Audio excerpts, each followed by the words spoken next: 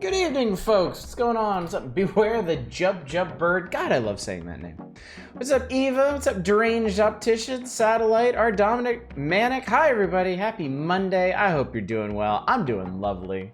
I am doing just fine. Good evening, Worst Elephant. Good to see you as well.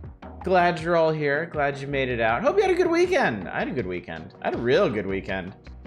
Everything is, slowing down a bit for me. I mean, other than work. I was busy with work stuff today.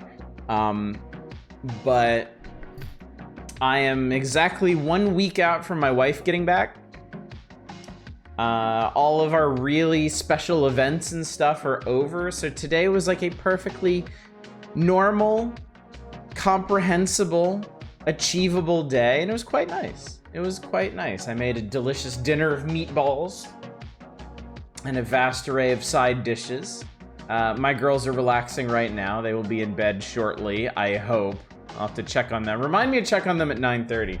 Also, apologies for completely forgetting to mention daylight savings, which has just been inflicted upon us as of yesterday. I didn't even think that much of it, because, I mean, at this point, all of our clocks and stuff, they just change automatically. Any timepiece that is digital is also networked, and any networked timepiece is just gonna switch times of its own accord. So I spent like 5 minutes yesterday changing all the manual clocks in the kitchen, and then I didn't think anything else of it. So it didn't even occur to me to mention anything to y'all. Sub 3 clocks don't automatically change. Yeah, we've got some old school wall clocks, and then the oven and the microwave are not actually networked. So, look, if I could dispense with this system, I absolutely would. I hate coming out of daylight savings time. Like, I wish they would just keep us on summertime forever. It sucks. It sucks, like, coming out of your office and it being dark, you know? What's up, Sacrificial Toast? Good to see you. My cat does not care about daylight savings time. Very rude. Oh god, I know. Animals. Cats. They don't care what your clock says. They know when they are to be fed. And if you are not ready with that, oh god help you. Counterpoint is light when I get up, and that rules. I mean, to each their own, certainly, but I'd much rather it be light when I get out of work than light when I get up. I don't mind getting up at the ass crack of dawn and watching the sunrise. I actually kind of like it. I think it's kind of neat. But yeah, there's something like grim and gross about working a full 8-9 hour day and leaving your office and it's dark. I've never liked that, ever.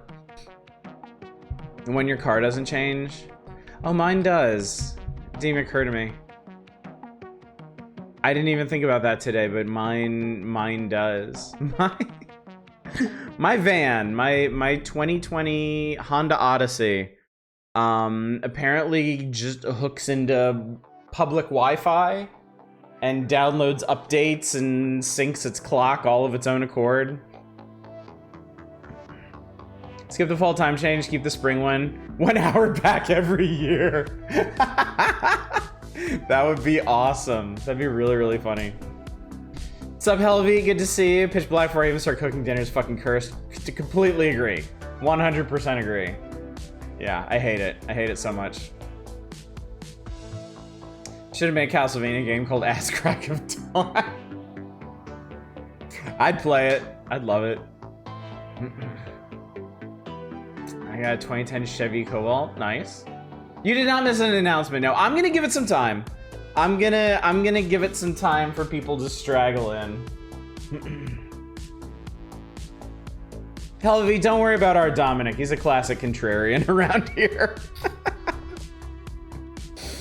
Don't you worry none. Oh, you had one before you got totaled. Oh, tragic.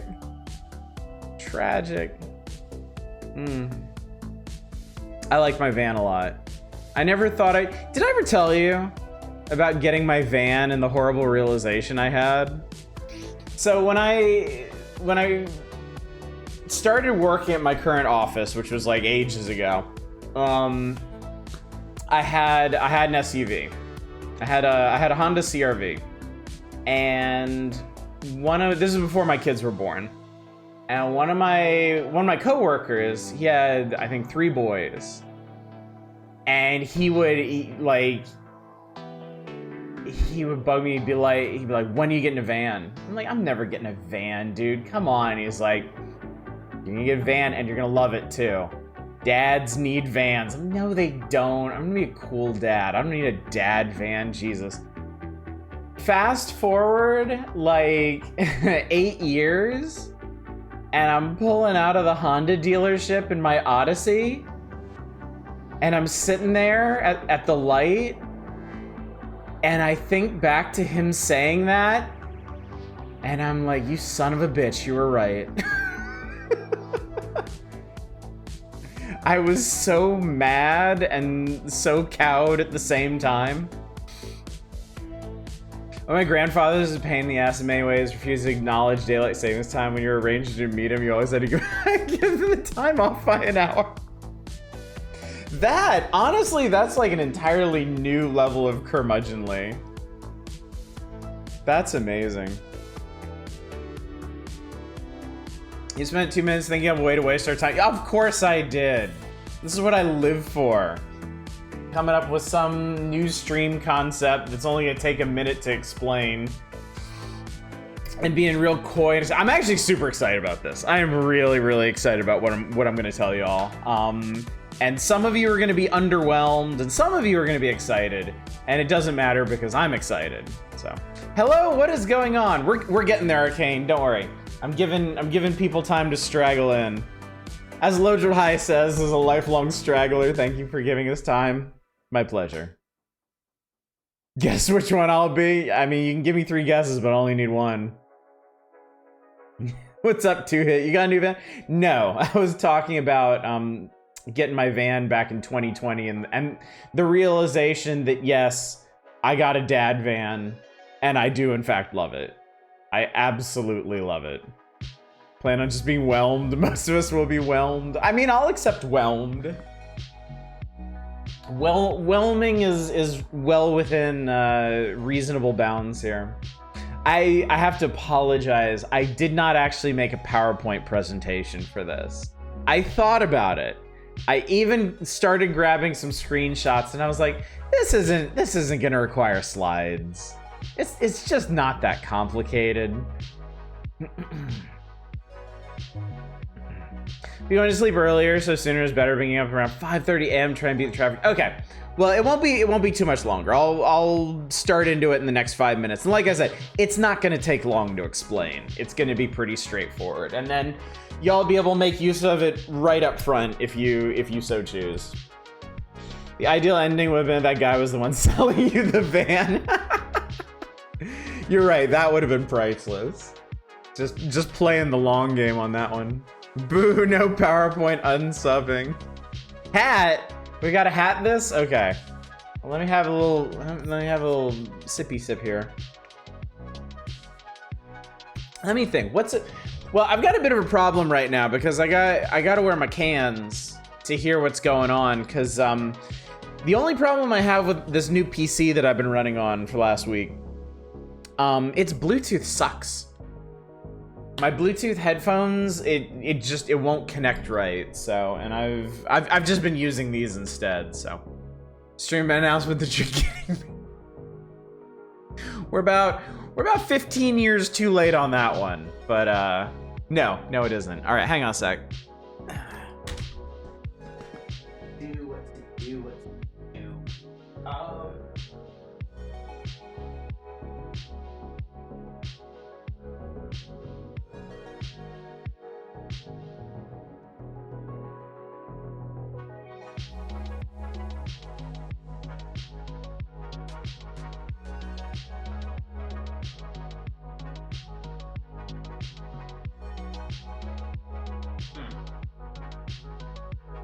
How about we do this? Wear us a nice little beanie tonight, because I can actually get these on over this. How's that? And just get used to... Okay, I don't need you to problem solve this for me. I have a USB dongle. It's just, I would like the one that's built into this one to work. And I would like to know what it is that's not working about it. At some point when I get sick of it, I'll just plug the existing one I already have in. And that'll be that. But yeah. Need some visor style hats in your collection. That's a good point, F-Zero Racer. That is a good point. That'd be nice. Also, good evening. Good to see you. Cosplaying as Diabetes. Do you know I don't actually know who that is? I know the name, but I've never seen any of their stuff. Always use wired with your PC, no messing around with charging anything, and they always work. Yeah, I mean, there's a definite appeal to it, and these just sound so much better. Like, I had gotten really, really used to using my earbuds, because they're small, they're convenient, I can wear whatever dumbass hat over it that I need. But honestly, these headphones, like, these are studio headphones. I got these ages ago, and they are still just like top of the line, and they sound fantastic. Being is great. You gotta wear the pimp hat when you go check on your girls. Okay, will do. Diabetes, Slibbeeves, Red's partner in crime for a long time. Mostly does random speedruns. Okay, I got you. Yeah, I guess I just never saw anything of them together, so. Yeah. All right, chat. You want to know what's going on? Would you like the spiel? Would you like to know what it is? Oh man. No. Okay, never mind. big reveal canceled. It's all over. Tricknell showing up at the perfect time. Strangle myself. Goddamn Christmas ads already starting. Gobble the stream. You keep pulling for it, man. You keep pulling. It's never gonna happen. It's never gonna happen, but you know, you keep living the dream. Keep going for it. Okay, so as you can see before you, we are playing SpaceChem tonight, but we're going to be streaming this a new way. I'm going to be introducing something new, and I'll go ahead and activate the options for you so you can see them. But SpaceChem is to be the first of what I am referring to as democratic playthroughs. And you can take a look at the Dragon Coin options from right now. Don't use them. Let me explain first and give it a little bit of time. It's a very simple concept. Every night of a democratic playthrough, I'll have two options up in Dragon Coins. One is continue, one is game over. If you like what we're doing, if you're into it, if you're digging it, and you want another night of it, you vote to continue. On the other hand, if you've seen enough, if you're satisfied, if you're done, you want to move on to something else the next night, you vote game over.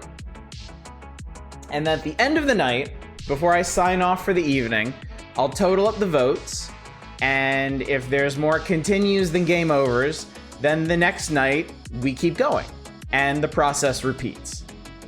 And if game overs take it, then we move on to a different game. That's it. That's all it is. That's all we do. It's a simple yay or nay vote on playthroughs, but it happens every night. So y'all get to determine exactly, yes, one vote per person per night, exactly. Very simple concept, but a very important one.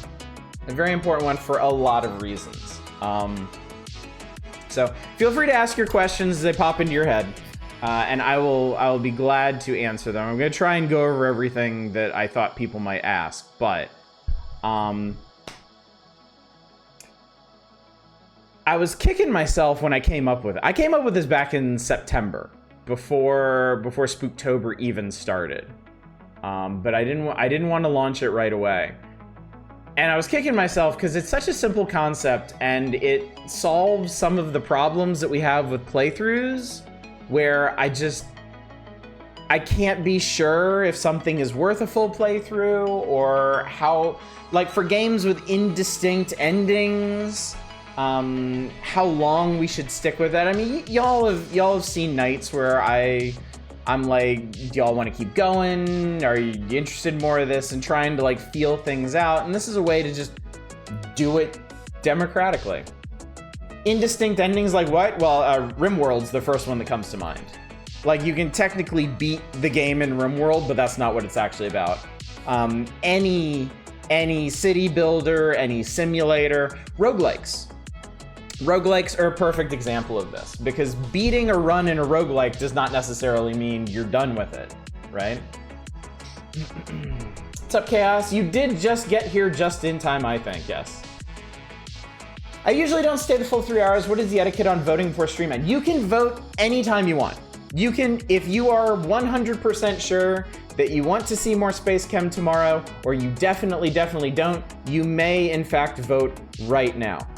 I wouldn't necessarily advise it unless you're intimately familiar with this game and can project what streams of it will be like, but you can, technically. Now I use my whole mass to make you switch games and you got Ocarina of Time, did you? It doesn't work that way. It doesn't work that way. That actually segues into something that I did want to mention, which is with democratic play. Fuck you.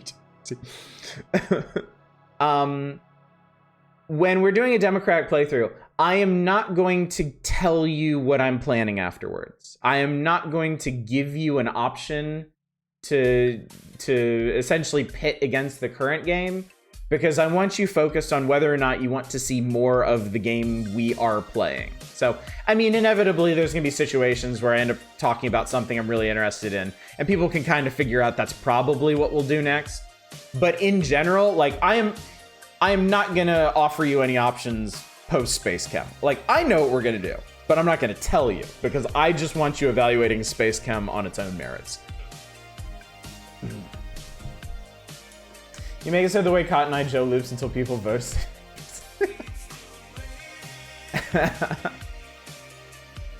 Does it mean Minecraft? I mean, technically it could, yeah. Is it possible to stuff the ballot box? No, you will discover once you vote. You can, I have set up the system so you can literally only vote once per stream.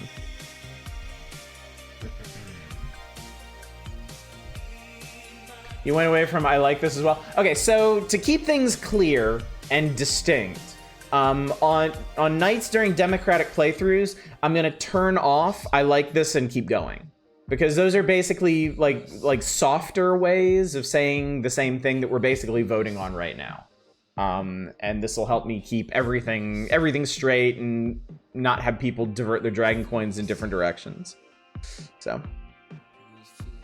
If we vote one way and then change our mind, is there a way to enable that? No. I would basically have to go in and refund your vote so you could vote the other way. And since it's limited to once per night, I don't know if that would cause any problems. And, you know, for obvious reasons, I would like to avoid situations where people are voting and then changing their minds habitually, because that's a lot more work for me on the back end. Just sit, yeah, don't vote until you're sure. You burn the ballot box. No rigging the vote, no. Does the democratic process include the incredibly successful and popular idea called the Electoral College? No, fuck the Electoral College. Fuck that antiquated, useless bullshit. Can only assume this game will be about chemistry in space. You are correct. Technically not actually in space, but on planets which are in space. So, I mean, close enough, right? Vote however you want. I reserve the right to claim the vote was rigged. That's telling you the first person to make me miss my go to jail for something besides a... After we gerrymander the chat. Okay, so this is another thing. This is another thing I want to mention. Because, yeah, Mizra and Drakeneller are hitting on this. So, I want this to be an accurate representation of how people feel about the game that's going on. And for that reason, I am banning any sort of voter influencing or intimidation. I don't want to see people bandwagoning for or against games one way or the other. You are, of course, it's going to be a little fuzzy, I know. You are, of course, welcome to talk about the qualities of the game itself. If you think SpaceChem sucks ass and is a waste of time, you're welcome to mention that. If you love SpaceChem and it's your new favorite game, you're welcome to say that too. but I don't want to see people saying, like, you know, counting cards and being like, oh man, we're only 3 votes short of keeping this going. Come on, guys, let's do it. Or like, oh God, this game is so boring. Why do you people keep voting for it? I don't want to see anything like that, okay? Your vote is yours. It is beholden to no one. Yes, no lobbying for or against a game. If I could make these redemptions private, if I could make it so they didn't show up in chat, I 100% would. But as far as I know, there's not a way to do that. Because there's other Dragon Coin stuff I absolutely would have done that for too. So yeah, you do not have to explain your vote to anyone. You don't need to worry about disappointing anyone. Vote the way you want to vote, and that is it. Yeah, no Super NES packs. Reactivate my PayPal to hand out the bribes. Red and blue have matched SpaceChem colors. Shall be done, Dave. Hang on, one more button. There we go, got it. Good call. Institute compulsory voting. So many things you shout out that I love. I love Kanito Pet so much I bought the official shirt. Oh, that's awesome. That's so cool. Let Oddish worry about disappointing people. There's a way to make it so the announcement to chat doesn't say what the vote was for. They both say X voted. Let me see. I don't think so. I don't think channel point stuff is that granular.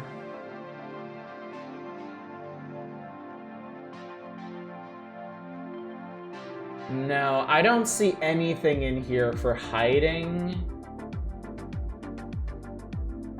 Yeah. No.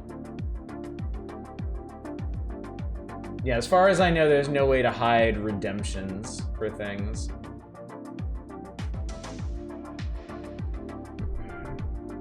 Nice, y'all know I'm a rebel already. Don't know who voted for what. How am I supposed to judge people? Don't be joking about that, all right? I am serious about this. I don't want... Okay, so this is an excellent segue to the things that I'm gonna be looking for while we test this. Like I said, I was kicking myself that I didn't think of this sooner, but at the same time, this is kind of a big deal because it's something that we've never really done before. I have never really given you a negative voting option. I've never really given you the opportunity before to vote against something. And this is the first time that I'm doing that. So on that note, I'm looking for 2 things while we test this system out, while we feel this out. The first thing I'm looking for is no drama. I don't want any hurt feelings or grumpiness over how people vote, okay? Goes along with the no voter intimidation, no influencing. Nobody is to take this personally. If your favorite game in the world, if SpaceChem is your favorite game in the world and you have been waiting 6 years for me to get to this game and people vote it down tonight, get over it. All right? It's not about you. And the system will not work if it causes more problems than it solves. No drama! Come to think of what happens in the case of a tie. In general, if there is a tie, I'm going to continue. I am going to let the tiebreaker be a positive result, continuing. But that won't always be the case. If it's a tie on something that I'm kind of iffy on anyway, I might take that as an excuse to move on, to just choose to move on. But in the general policy will be in case of a tie, we will continue playing it. It will require a clear majority to move on from a game. Voting is your civic duty in Oddish land. Do you wish we instituted ranked voting in the Oddish Constitution? So yeah, chief among my concerns, I do not want this system causing any sort of drama whatsoever. Don't get angry, don't get frustrated, don't get put out because your game did or didn't win the vote or something. I'm gonna cry forever the first night of Ocarina of Time. Okay, so this is another thing that I clearly need to make clear. not everything is going to be a democratic playthrough. This is not going to be enabled all the time, okay? We're going to test it out specifically on certain kinds of games. I'm starting it with SpaceChem because SpaceChem is long. I don't know how many of y'all know this. SpaceChem is a very, very, very, very long game. It's like, how long to beat has it at something like 60 or 70 hours for a puzzle game. So it occurs to me as the kind of game that we can probably get everything we need out of it without playing the entire thing. Now, if y'all vote to just keep going for 70 hours, great, we'll do it. No problem. You have that power now. But I wanted to start with this because I figured y'all will probably get tired of SpaceChem before SpaceChem gets tired of us. Yes, full game of Stellaris long. Stellaris is another excellent example. The next time I play Stellaris, that'll be a democratic playthrough. Because you don't need to beat Stellaris to get what you want out of Stellaris. RimWorld, perfect example. We have been talking about Oxygen Not Included, Don't Starve. Those would be good games for it. All of these factory management games that I've been playing on my own, if I wanted to stream Satisfactory or Dyson Sphere Program or Factorio or something, those would be great for democratic playthroughs. If I ever did go back to Kenshi, yeah, that would be prime example for that. So yeah, we're gonna initially test this out. Don't you need other people to play Don't Starve? No, you need other people to play Don't Starve together. The multiplayer standalone. The original Don't Starve is single player. Which is what I would do. So yeah, we're gonna start with games with indistinct or distant endings and roguelikes. This is the perfect system for gauging how long we should be playing a roguelike. Some roguelikes y'all might be tired of after a single night. Some roguelikes you might want to do for weeks and weeks and see actual mastery attained. Yes, I can actually master things, chat. It is true. Satisfactory as he firmly has grips? Yes! Excellent, excellent. What happened to the I like it option? I like pushing that for kicks and it doesn't work. I have to tell you which. Yes, I'm going to disable I like this and keep going during democratic playthroughs. Just because I don't want people getting their wires crossed and pushing the wrong things.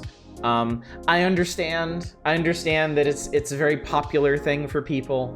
But yeah, at least while we're getting this system going and getting people used to it. If everything goes smoothly and people use this the way it's meant to be, then I can re-enable that stuff and we can cross all kinds of wires and stuff. Yes, basically I think you're stupid. I have absolutely no faith in y'all's abilities to tell the difference between colored buttons. So, I apologize for nothing. Starting to give me some actual voting anxiety. I've got more to say. We're not done yet. I've got a few more things because I have another concern that I want to share with you, and then after that, I have some incentives.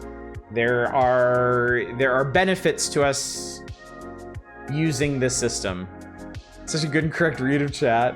At least the chimps get a treat when they push the green button. Okay, so my first concern is drama. I'm not too worried about that. We're all adults here, or we're good at pretending we're adults here. Second concern is participation. I want to see healthy voter turnout when we are doing democratic playthroughs. Are y'all trying to drown me? My concern with any kind of dragon coin system. Can I vote for the well done bad? Yes, you can. But you gotta vote with your wallet on that one. You have to pee eventually. The problem with any dragon coin system is that if it's a good system, if it's an exciting system, people are excited about it, people use it a whole bunch, and then it kind of falls off over time. I do not want to see that happen here.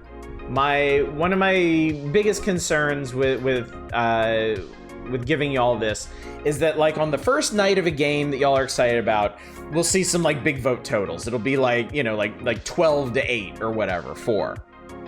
And then as we go, it'll get lessened and lessened because people will have seen what they wanted of it and they'll be satisfied if it keeps going. People get apathetic. Voter apathy. I am concerned about voter apathy, and I don't want this to be I don't want this to be a system where just like 2 or 3 engaged people are deciding what's going on. So I think the big thing I'm really going to be looking at for SpaceChem and the other democratic playthroughs we do in the coming weeks is going to be how do the voting totals, how consistent are the voting totals? Are there going to be big drop-offs after the first night or two? Because if there are, I don't know, we'll have to see. This is just a social experiment. Streaming is essentially a social experiment. I've been running this one for 6 years and has provided shocking results.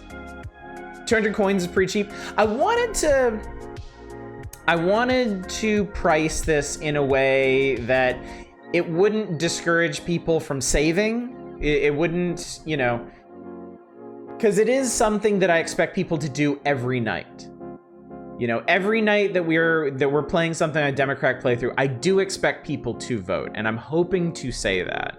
No, I know it's not complaint, but I figure it's worth addressing as well. Because there might be people out there who don't think it's cheap, or who think it's oppressive, a tax on your stream. But yeah, I wanted to price it so, because I don't know how many of you know this, but the average channel point accumulation rate is around, it's a little more than 200 points an hour. It's like 220 points an hour. And if you're subscribed, you get double that. I don't know how many people know that, but if you're a subscriber, you get a lot more dragon coins. Double, in fact. So if you're showing up for at least an hour to a stream, you will have the coins to vote and still have some left over to bank for the future, which you may need. We're getting to that. So yeah. And if I'm streaming something that you're not interested in, and there's plenty of reasons why people wouldn't be interested in something. They want to play it themselves. They don't want any spoilers. It's just not their style of game. Democratic playthroughs are only going to be 3 nights out of the week. 3 nights out of 6. Monday, Tuesday, Wednesday, right? If you're showing up Thursday, Friday, Saturday, then you are banking more than enough coins to show up on those other days, log your game over vote, and get the hell out of there, which is fine, which is totally fine, you know? I don't expect people who aren't interested in seeing something in a Democratic playthrough to stick around just to vote for it. If they want to show up, vote down, and get out, that's the system as designed, so. Stream and chat engagement is expected? Yes, yes. Wish I had my resubscribe, even if I could English. But yeah, so yeah, voter turnout. Voter turnout's my other concern. But we're gonna trial run this for a couple weeks, couple months, and see how it goes. We're obviously gonna start with SpaceChem, and you know, this is the system as intended. If y'all decide that one night of SpaceChem is enough for you, great, we'll do something else tomorrow night. It might be another Democratic playthrough, it might not. But I am going to try and do regular Democratic playthroughs throughout November and December to really put this system through its paces and make sure that it's working, that it's gonna helpfully inform our playthroughs. If hypothetically someone voted for green and red on the same stream, would you hit me? No, I'd make fun of you. I'd take your coins and you would get absolutely nothing for it. I would judge you internally, but outwardly I'd be very gracious about it. Billy, make you smile. Those stupid jokes always bring warmth to my heart. Aw. All right, last bit of spiel about this: the incentives, the big reasons we're doing this. Like I said, this solves some problems that I had with longer playthroughs and uncertain playthroughs, but it also opens a couple doors for us if it works, if everything works out. There are 3 big things that we can do in the future because of this, okay? The first thing we can do is expand this to more kinds of games. I've told you that we're mainly gonna do it with games with indistinct endings and roguelikes to start. If this system works, if this is a good way to gauge how long people want to see something, or if they're interested in seeing it at all, I can expand this to things like RPGs that I'm not sure about. All those like weird Japan-only RPGs we played on Super Nintendo a couple months back, Like, this makes it a lot easier for me to just show up one night and just start playing it. Like, you may come in here and I'm playing that Super NES Sailor Moon RPG as a democratic playthrough and letting y'all get in your say about it that way. I've been kicking around the idea of playing one of the Atelier games for ages, but I've always been concerned that it wouldn't do so well on this channel. Well, hell, I could just do it as a democratic playthrough, and if people aren't into it, I'll find out in the first couple of nights. Yeah, anything. We can apply this system to anything that I am not sure about. Now, like I said before, not everything is going to be a democratic playthrough. There are things that I know I want to do, and you're not gonna have to vote for that. We're just gonna get into it and go. But there is a lot of stuff out there that I'm shaky enough on, that I haven't been willing to give a try, that we can using this system. So I'm very excited about that. M4A trapping in hundreds of hours long RPG with glacial combat, really voting it in? Technically a possibility. So that's one thing we can do. Second thing we can do. I can expand this to a new Dragon Coin option for our other nights, for the Power Hours and for Variety Nights. Because, as y'all know, when we're going through the Power Hours or just trying out games on Friday, sometimes we hit on things that people are actually really excited about, really interested in. If this whole democratic playthrough thing works out and it's a good system, I can add a new Dragon Coin option to let y'all call a vote on something. So like if we're in Nintendo Power and we get to like, I don't know, like Robotrek or Illusion of Gaia or something, and y'all are like, this is really cool, we really want to see more of this, somebody can call a vote. I can put up the voting options right then, and we can just transform that into a democratic playthrough. Same with Variety Nights. If I'm playing something cool one Friday night and people are like, this would be a really neat thing to see more of, we can do that. Most notably, this can be the replacement for the old Doom streams we used to do. The next time we come across a Faria or a Dragon View or a Vegas Stakes, y'all could just hit that button and vote it in and get your Doom stream that way. I know some of you have probably been waiting a long time for a replacement for that system, and this could be it. This could definitely be it. And then the third thing we can do. This isn't going to be exciting to everybody, but I know there are some people that have been waiting for something like this.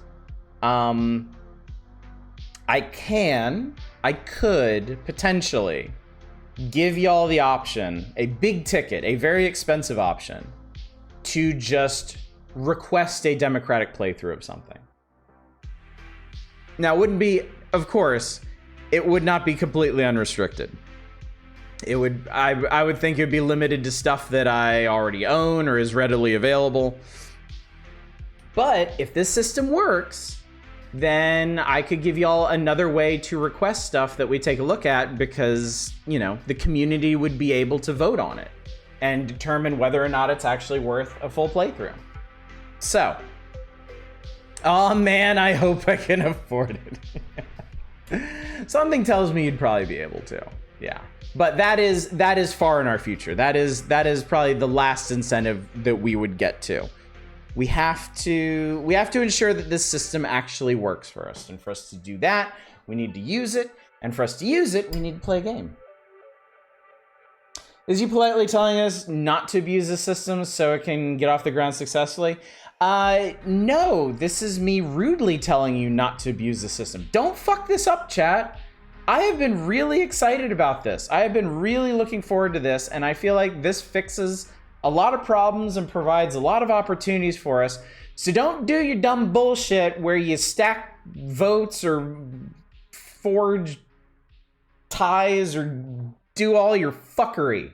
All right? Take this shit seriously. This is an excellent opportunity, not just for me, but for you, okay? I have spent the last 6 years of streaming basically clawing back control of my scheduling, and this is a rare instance where I'm willing to hand that back to you because of the power of democracy present here. So, don't fuck this up, okay?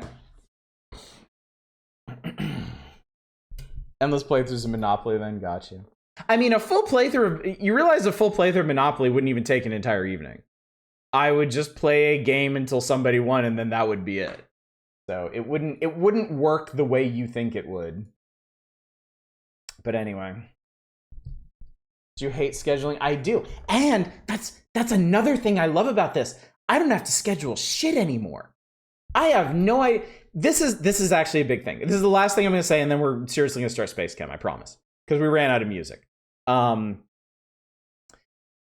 Low-key, one of the most annoying things about streaming is trying to figure out when things end. Like, trying to schedule things out so they end on, like, a Wednesday, or they don't, like, you don't have, like, 1 or 2 hours left to roll over to a Monday or anything, or trying to, like, cram something in before you try to start something else, so I need to, like, take over a different night or something. Democratic playthroughs, I've none of that, because I don't have the first clue how long they're going to last. I have no idea how long we're going to be playing SpaceChem. No idea. It might only be tonight. We might be playing this for the next 7 weeks. I don't know. But that means I don't have to worry about the schedule. I don't have to worry about cutting it off at an appropriate time. I don't need to worry about filling time afterwards. I don't need to worry about overwriting power hours or doing like remedial Sunday streams just to make everything work out. We just play it until we don't. And I love that. I love that. Well done, sir, for turning passing the buck into an art form. I mean, every artist has their canvas, and mine is taking no responsibility for things. So yeah. Anyway, let's play this damn game. Let's do this. I think I've spieled enough for y'all. So the schedule, naturally, then is SpaceChem. Monday, Tuesday, Wednesday is SpaceChem until it stops being SpaceChem. And that is entirely up to you, chat. Power hours, hang on 1 sec, it's not full screen. But I can full screen it.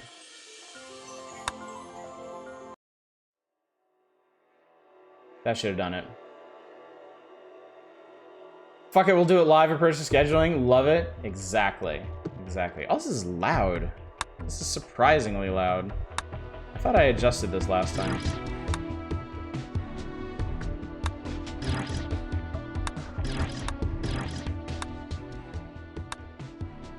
Yeah, it should be fine. Time to make the space crack. Watching the blue and red orb circle around track for 45 minutes, I'm still confused. Oh, don't worry. It's not gonna make any more sense when once we start playing it. Yeah, power hours Thursday and Saturday. We're past Spike McFang. The end of Spike McFang is kind of bullshit. Still love that game though. Hope to do an actual full playthrough of it someday. And then Friday I haven't decided yet, so we'll see. So, all right, we are gonna switch profiles to a new profile. We are gonna be exactly who you think we are, and we're gonna launch into this. Okay, we will skip the brief introduction of SpaceChem. We'll just get right to it, and I'll start explaining what the hell we're doing, or the game. We'll start explaining what we're doing. Okay. So, we are a space chemist. We work for the SpaceChem Corporation. It is our job to use these reactors to take atoms and bond them together to make molecules. On the face of it, that's it. But as you may imagine, since this is a Zachtronics game, as we go through the game, the complexity and the expectations here are going to ramp up. So yeah, reactors are programmed with reactions to transform one set of chemical substances into another. Reactors may move atoms, rotate molecules, and modify bonds. In research assignments, a reactor is programmed to form a single reaction. That's what we're going to be doing. All right, these are Waldos. Why are they called Waldos? I don't know. but it's these 2 half circles that form a whole circle here. That's what they're talking about. They grab, move, rotate, and drop atoms. They're basically like claws that hook onto things. Atoms bonded together into molecules move together. So if you want to move an entire molecule, you only need to grab onto one atom, and that'll move it along. Waldos move constantly and be redirected with the arrow instructions. These little doodads here. Waldos execute arrow and reactor instructions in the matching color when passing over them. Red only activates red stuff. Blue only activates blue stuff. So, they're going to tutorialize us on this. And, okay, I remember the hard part of this. I got to figure out a good place for me to live.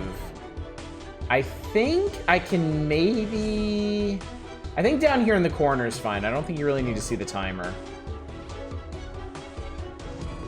All right, here we go. Sainaki Haber, they're calling Donkey Kong Country Super Donkey Kong. All right, this is an instruction which executes when the matching Waldo passes over it. This instruction accepts a molecule into the reactor. Place a matching instruction to the highlighted square. Okay, so each reactor has 4 chambers. Alpha, beta, whatever the fuck that is, and whatever the fuck this is. Alpha and betas are inputs, and then the 2 whatever the fucks are outputs.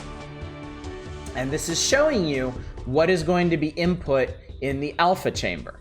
You're gonna get an oxygen molecule. So, this instruction in alpha goes right here, and that will, when the Waldo hits that, it's going to load in an oxygen molecule. Gamma and delta, thank you. It's because the name is from the story from by Heinlein where he used robot arms in it after you learned about them. Oh, interesting. Interesting. Maybe it's because I'm tired and have a headache, but same. I'm going to do my best to explain this to y'all. Hopefully that'll help and not make your headache worse. All right, so the grab drop toggle causes the Waldo to attach to and release atoms. This will pick up the newly accepted molecule, so we'll put that there. All right, and then we need the arrow to send the Waldo this way. Each square can contain 1 arrow and 1 non-arrow. All right, this instruction causes the Waldo to rotate its held molecule. It's included here for demonstration purposes only, is not required for the solution. So to explain our goal here, we're getting oxygen molecule inputs in the alpha chamber, and we need to output oxygen molecules from this chamber. I already forgot, what is this? So all we really need to do is carry it over here. They are going to include rotation just so we can see how that works. Rotation does not affect the output. Even though it shows a horizontal oxygen molecule here, it does not need to be horizontal for it to be accepted. I hope it tells you what to do the entire game. All right, Waldos stop moving when they collide with the side of the reactor. If an atom collides with another atom or the side of the reactor, the simulation will be stopped. So you gotta make sure stuff doesn't run into other things. All right, and then we do the grab drop toggle, and then the same way that this one toggles the input of the alpha reactor, this one toggles the output of the, I already forgot. How do you know where the oxygen is supposed to go? This shows, so this is basically a miniature diagram of this chamber here. This 4x4 square is this 4x4 square, and it's saying it wants oxygen. Now, important thing here, it does not have to be aligned exactly like this. We could drop it down here at the bottom and that would be totally fine. It's just showing you the molecule that it wants. Simulation will end is a funny way to say shit explodes and you die. All right, to start the reactor, click any of the 4 play buttons. All right, so here we go. All right. So I'll let it run 1 cycle and then I'll pause and show you what it's doing at each stage. Okay, so from the start, when it hits the in, it pops the molecule in the way it shows on this diagram here. Then when it hits the grab drop, it picks up that, it grabs that atom, which picks up the whole molecule. When it hits this thing, it's going to rotate the molecule around the Waldo, as shown. Then when it hits this one, it's going to drop it off, and then when it hits this, it flushes the output. Because alpha is the input and gamma is the output, the same give oxygen means a different thing for different squares. Yes. Yes. Yeah. The left side chambers are always inputs and the right side chambers are always outputs. So, and with that, we have a proper working reaction. What does flushing output do? It completes the task. They want 10 oxygen molecules output from gamma. So that's what we're doing. And we can speed this up because we all know what's going on now. We can zoom right through it. All right, so assignment complete, we did it. And like any good Zachtronics game, it tells you how efficiently you did it. It tells you how many cycles you took and compares it against the leaderboards. What would happen if you didn't flush the output? It would just sit there. And then when you grabbed the second molecule and brought it over, it would crash into it and end the simulation. I can show you in the next one. All right. Next one's called Slightly Different. All right, atoms and molecules. Atoms are the building blocks of all matter. Atoms of the same element have the same properties. Oxygen, carbon, iron are examples of elements. Molecules consist of one or more atoms joined by bonds. A molecule is manipulated by a Waldo as a single unit. Water, methane, and salt are examples of molecules. Yes, and if you have friends of the game, we'll compare their scores as well. Why did it even need to rotate the molecule? It didn't. It said in the tutorial, it only included the rotate just for demonstration purposes and to illustrate that the molecule does not have to be aligned any particular way for the output. Okay, so this is really important. This is super important. These right here, these 4 molecules are all the same, okay? Their orientation does not matter. All that matters are the bonds. All that matters is that the hydrogens and carbons have a single bond and the 2 carbons have a triple bond. As long as that is true, it does not matter how the atoms themselves are oriented in the molecule. Now these 3 down here are all different because they have different bonding combinations. The identity of a molecule is determined by the type of its atoms and their bonds. Rotation and the angle of bonds do not change the molecule's identity. This is important. This is super important. All right, so this one is basically the same thing as the last one. It's gonna give us hydrogen, and we're gonna output hydrogen. Why would you bother to rotate then? You'll see. We'll get to that. All right, solve this puzzle. We'll use the blue Waldo, which behaves identically to the red Waldo, but it executes only blue instructions. Create a beta input, drop a red alpha input instruction, and right-click it. All right, so net and okay, so now we have a submenu that lets us change layers for red to blue. Oh, and it needs to be the beta one. Switch to drop blue instructions by pressing tab. So we can also just switch everything to blue. While the red Waldo defaults to the top and blue Waldo defaults to the bottom, either Waldo can go anywhere in the reactor and use every input and output. To modify instructions, remember to right-click. Finishes reaction program by dropping the hydrogen molecule into the omega output. Okay, so it's alpha, beta, gamma, and omega. Thank you, video game. All right. All right, so we grab there. All right, first thing we'll do is complete the loop. And I'll actually show you what happens when we don't flush it. So we will, let's see, if we grab it there, we'll drop it there. Okay, so here's what happens if we just run it. Picks up the hydrogen molecule, drops it. Picks up another one. Reaction error. So you cannot allow atoms and molecules to collide. It also shows when you put a bunch of rotates in a row, just spin wildly. Sure, why not?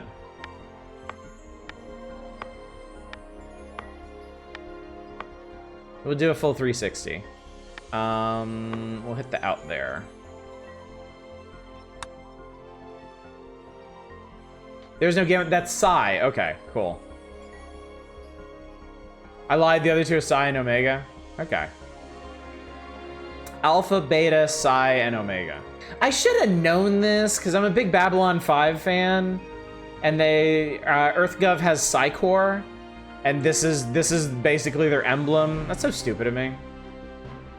There are space constraints, yes. All right, so let's speed this up.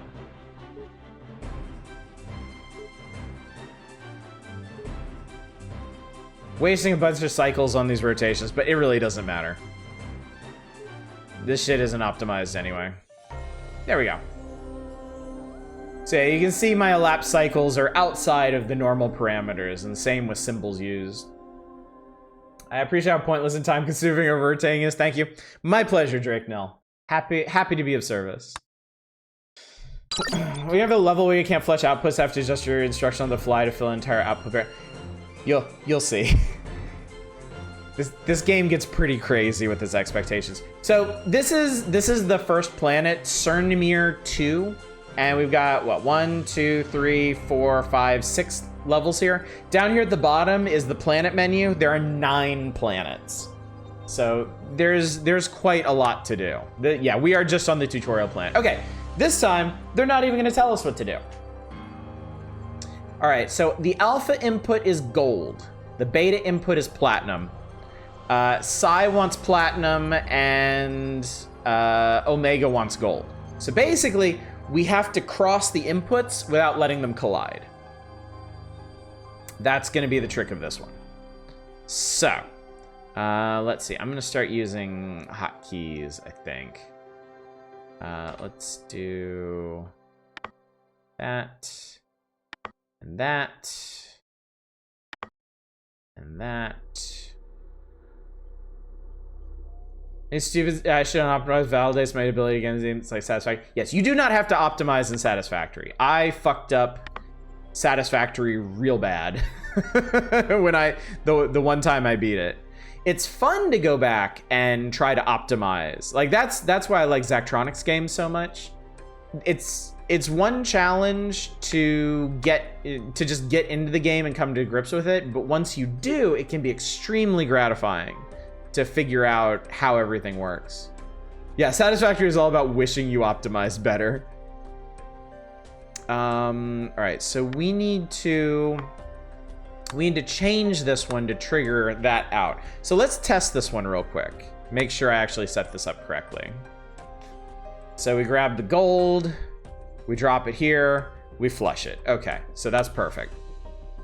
As before, I think you missed it. How'd your Angel of Carnage run go? Good, it went really good. I've done a couple of them now. I had one Angel of Carnage run end on the final boss. Because I was doing it as a technician, I took the master perk that makes you immune to fire and lets you set everything on fire, and that works great until the final boss, who is not particularly affected by fire. I could have pulled it off, but I made some bad choices on IO that limited my healing. I started to run out of healing. So, but yeah, I'm optimistic. I know let's game it out. I guess a lot of accolades around here proves you can optimize in the least optimal fashion imaginable. Yeah, absolutely. Okay, so now we need to do blue. So we'll do, let's see, input here, and then move that up and over. So I'm gonna do this the safe way. I'm just gonna avoid crossing the streams at all.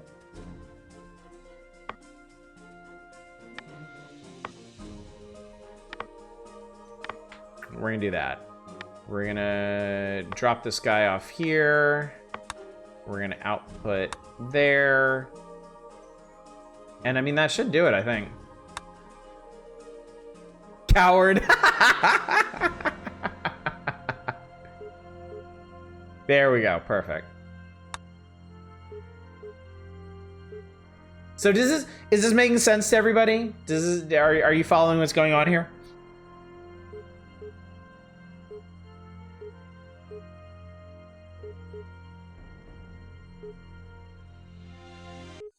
There we go.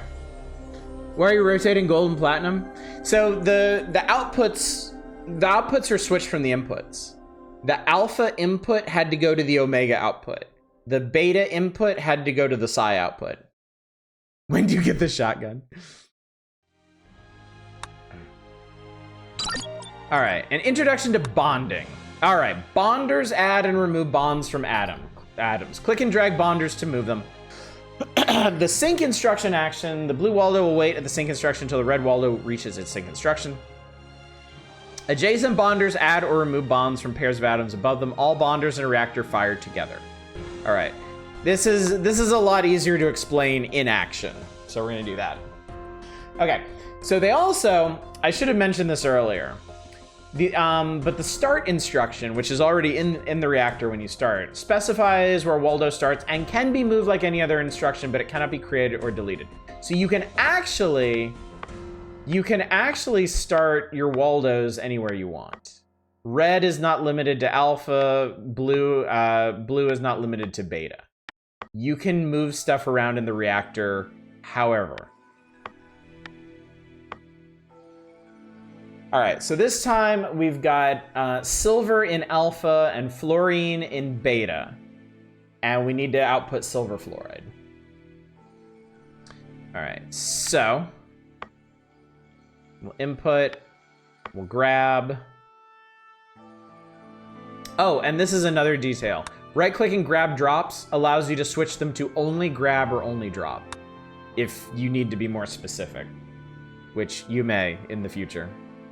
Times like this, I'd like the game to be an anime visual novel so I can get to see what our chemist's life is like on a space planet outside work. I'm actually skipping all the story stuff right now because it's a lot of reading, like a lot of reading. Once we get out of the tutorial, I'll do that. Instructions can be quickly placed by holding the corresponding keyboard key and clicking a reactor square. Yes, it can. All right. All right, so we want B input. All right, we want to grab this guy. All right, now both atoms have been input and attached to Waldos. It's time to bond them together. Bonders can be moved and can only create bonds in place adjacent to other bonders. So we place these two together and you can see it draws a line between them. When a Waldo passes over a synchronized instruction, will wait there until the other Waldo does the same. So what we want to do is we want to put a sync here. Placing a pair of synchronized instructions as shown will ensure they begin moving from these locations at the same time. And then we want to drop this here. All right, and then the bond plus will activate all bonders in the reactor, adding a bond between any atoms over adjacent bonders. Very important, bond instructions do not have to be placed over a bonder to work. That is extremely important. All right, now the blue Waldo is finished. It must return to pick up another fluoride. And after creating a bond between the two atoms, they're now part of the same molecule and be moved by Waldos as a single unit.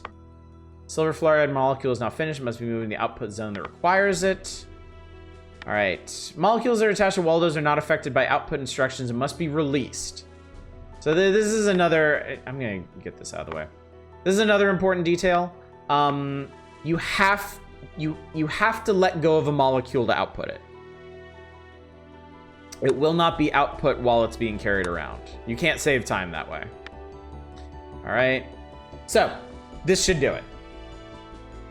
Bonding Waldos, but never Wendy's. All right. So it picks up both atoms, waits at the sink. There you go. The reason the sinks are staggered is so that the fluoride atom can be dropped off first.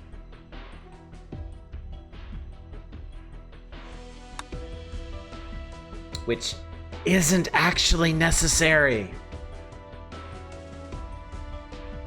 But we'll get into that in the future, I think. They teach you very safe ways to play the game up front. But when you get into the more complicated puzzles, you can do things a bit more seat of pants. Like you don't actually. I don't think you. I'm trying to remember if you even need to drop to bond. I think you do, because otherwise it stays connected to two different Waldos. All right, a brief history of SpaceChem. All right, bond progression. A pair of atoms can have a maximum of 3 bonds between them. Additionally, each element is a maximum number of bonds allowed per atom. This information can be found on the periodic table. So, the periodic table does actually matter in this. Hydrogen atoms, for example, cannot double and triple bond. Oxygen atoms cannot triple bond, but nitrogen can.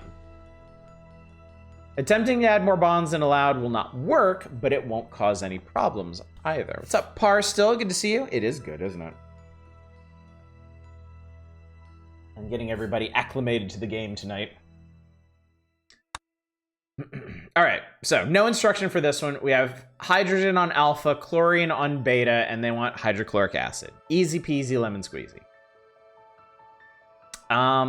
Let's see. How do we want to do this? Let's see. I like Opus Magnum a lot as well. I've only, the Zachtronics games, I have all of them. I've only really played SpaceChem and Infinifactory. And I like SpaceChem, but I love Infinifactory. I absolutely adore that game. High school come out with a new video game. What's up, Negative? All right, so we'll do the input, we'll do the grab. All right, so that'll get us our hydrogen. We'll do the input and grab here, and that gets us that. All right, we'll run them through here. Let's see. I think we're gonna need to sync blue, actually.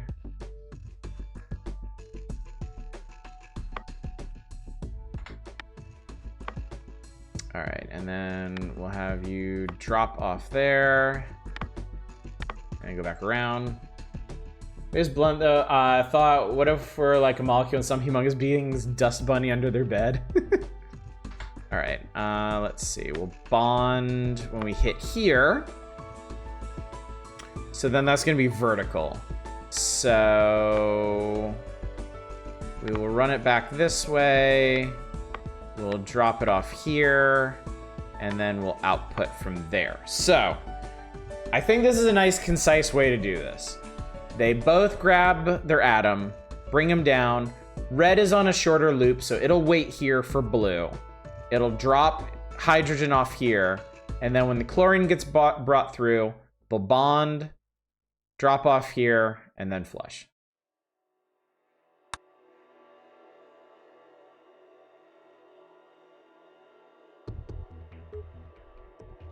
Easy peasy. No problem. Foof for when you cleanse your sinks of all demons and end up being a sink. Probably enjoy Opus as well, then it's also about making stuff. I would eventually, like, it's not gonna be something I do one after the other. I would eventually like to try streaming all of the Zachtronics games. Especially the ones that I've never played before. And I mean, this new democratic playthrough way is an excellent way to do that, chat, because some of them might make more interesting streams than others. This is a tutorial bit for the sync command. Yeah, so the sync command, whatever hits sync first stops until the other Waldo hits its sync, and then they proceed. And that's that. No problem. So I actually shaved off some time on elapsed cycles, which I feel pretty good about. But I'm right on par for symbols. Reactors used, don't worry about this just yet. We'll get to that. All right, and removing bonds. They're like, you can figure this out, can't you? Okay, so we're getting a bonded fluorine molecule, and they want single fluorine outputs. So,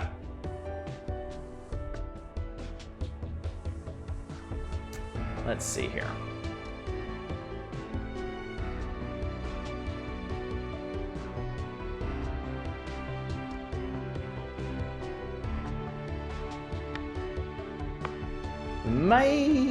Might be able to do... Yes, you want to unbond it, yes. Is that a thing? In video games, all things are possible.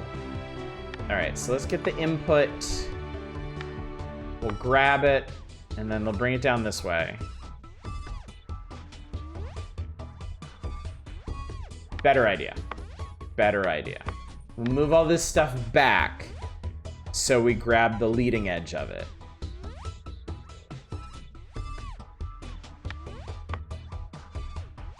All right, and then we go this way.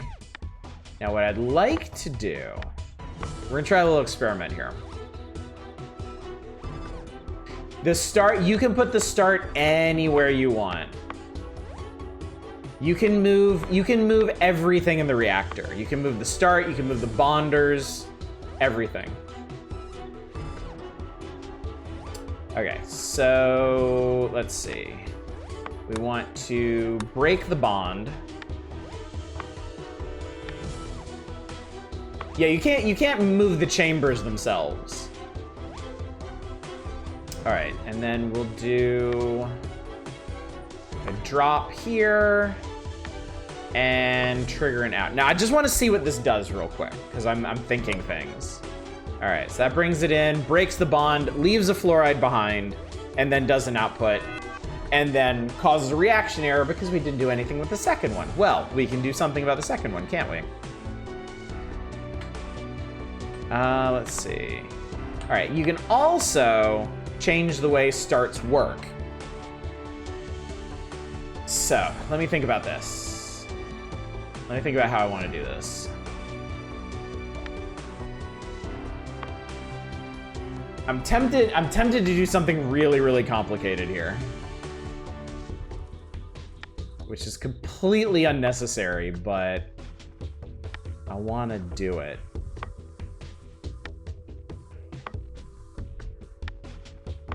We're gonna do overlapping ones. And just to make sure I don't fuck this up, I'm actually gonna switch these to their specific types. Okay.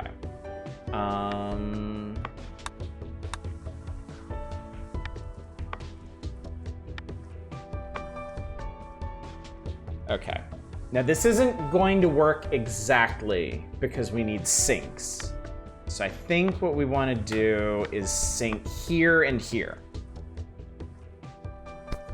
So the way this should work, red will load and grab a fluorine molecule, bring it down, and then as it's bringing it down, the blue Waldo will move up, and then the moment that the bond is broken, the blue Waldo will grab the left-hand atom, and the red one will continue carrying the right-hand one.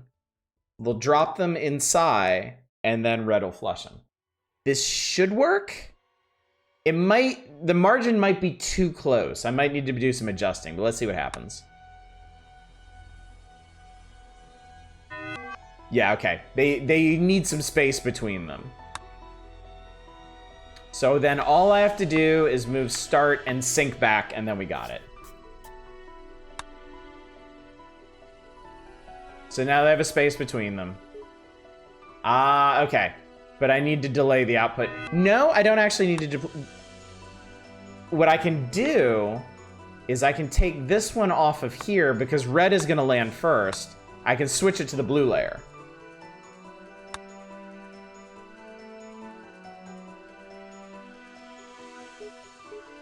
There we go. Perfect. Nice and compact.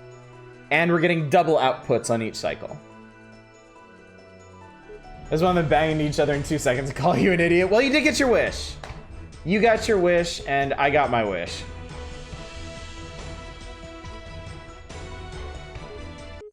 Boom. There we go. Oh, look at that, chat. Right on the leading edge of elapsed cycles. Minimal symbols used. Not bad. Not bad at all. All right, so we've moved on to another planet. Now we have double bonds. After we do this one, I'll jump over to the story tab and we can take a look at that. Okay, so now we're getting single oxygen inputs and we need a double bonded oxygen molecule. Look at Mr. Pants over here. Oh my god. Okay, so. Obviously, we want an input. And we want to grab it. That's set. Then we take it down. Go around. Now the question is, how do we want to...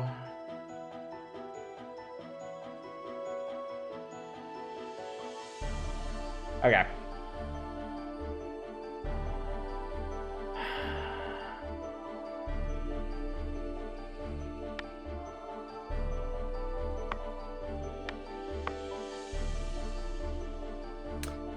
I think, okay, I've got an idea here.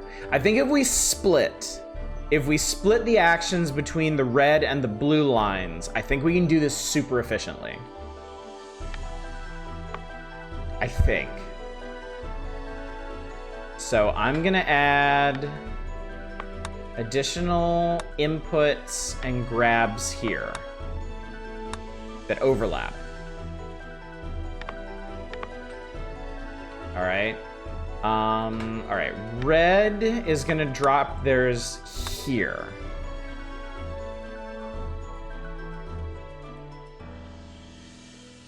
Let me think about this for a second.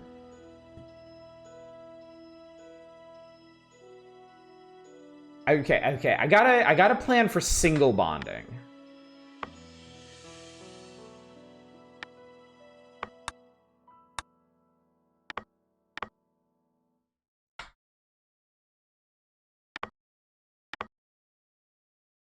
Actually, you know what? If we just do it on the same, that'll have them in sync. You can't bond diagonally, no. Only cardinal directions. So let me, I know this is not going to work, but I want to see where this gets me. I want to see if everything is aligned correctly. Okay. All right.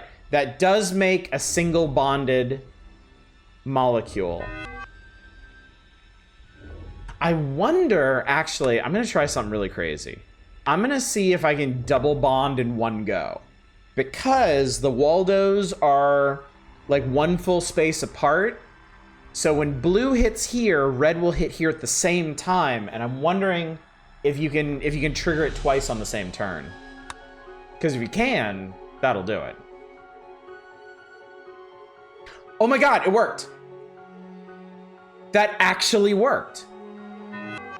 So now all we need to do is flush it and we got it. So you can double bond in one pass. I mean, that should be it. And that should be about as efficient as you can do it. Yeah, look at that. Holy shit. Oh, I'm proud of that, chat. That feels good.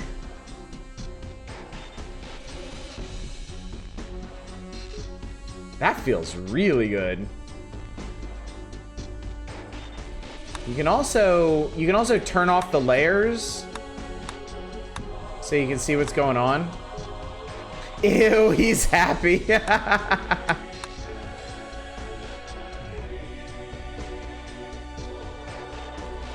Yeah, this is why Zachtronic games are so much fun.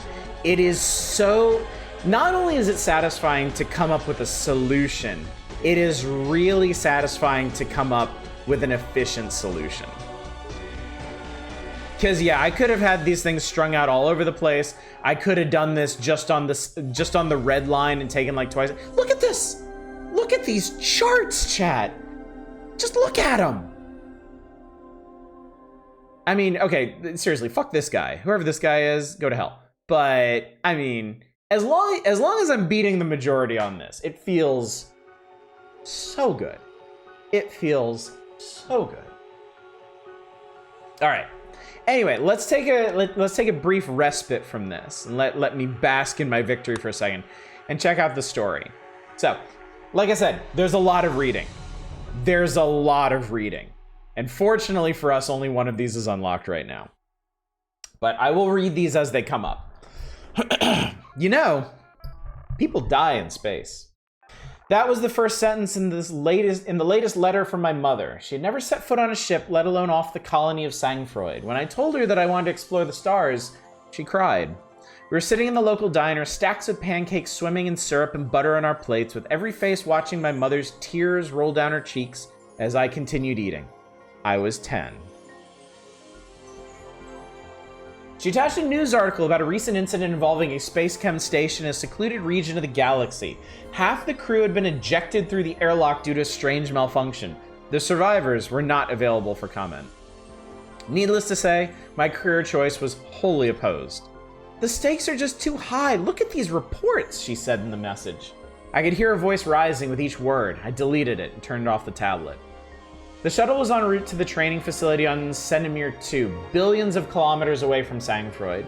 In a few hours, I would be setting foot on another planet for the first time. I gazed out the window and watched the stars shimmer in the distance. You've never been up here before, the pilot called back to me. Nope, first time. Then you've never been through one of these jumps either. Sit tight. My hand gripped the armrest as we hit the jump to Centimeter 2. I thought I could hear my mother crying, but it was just the pilot laughing. Probably not the story you were expecting from a game like this. And I'm gonna go ahead and tell you now, this game takes some very unexpected turns narratively. I'm hoping we can get to at least one of those before we're done with this. All right, best left unanswered. Oh, we got more story. Perfect time. Actually, I think we've got a couple, don't we? Oh yeah. We'll come back to these. We got 2 more to read. We'll try to space them out a bit. Have been making pancakes this whole time. All right. So basically, this is just what we did, except this nitrogen needs to be triple bonded. And I think because of that, I can't use the same trick that I used in the last one. Because you can double bond in one pass, but you can't triple bond because there's no way to fit a third bond in there. Hard to read. Yeah, it's pretty tight. Just do it better. All right, so let's start with the standard. Legit thought that was hydrogen. Well, fortunately on these at least, it's not so important what it is. All right, so we'll grab that.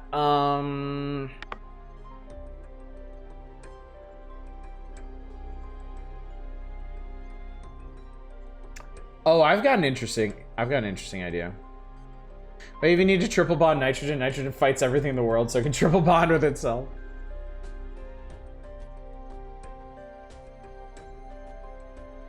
If the unexpected turns are not on level or better than a victory incandescence, this game isn't trying.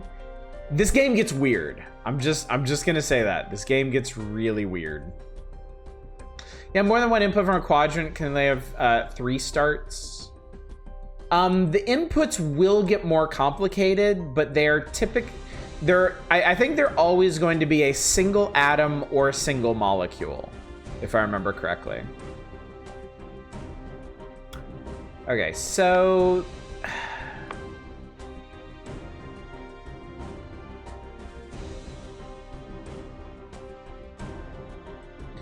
I'm actually going to start by mimicking the same setup I had before. This'll help me think.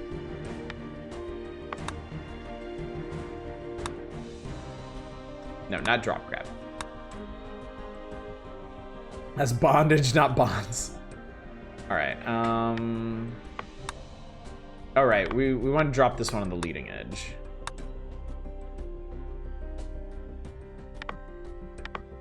And then go back around. I wish you could save setups. Fortunately, the setups aren't so complicated that you really need to. I see what you're saying. And yeah, in games like Satisfactory and Dyson Sphere, being able to blueprint stuff is really important. But fortunately, especially once you get used to the hotkeys in this, it goes really fast. All right, so bond and bond.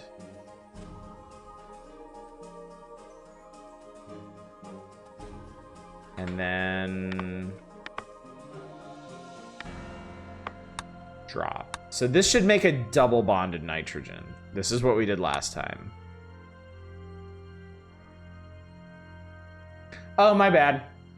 So I actually froze this one up because I forgot to switch it from the beta input to the alpha.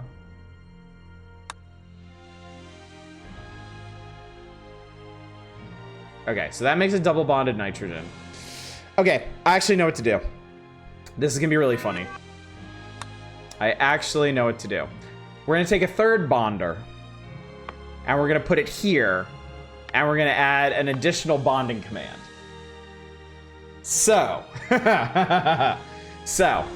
red will drop its nitrogen here. When blue brings the second nitrogen along, blue will hit the first bond, red will hit this one, and these two bonders will activate. Then blue will carry the double bonded molecule forward to the second and third bonders and hit this one and form a triple bond. And that's how we'll do that.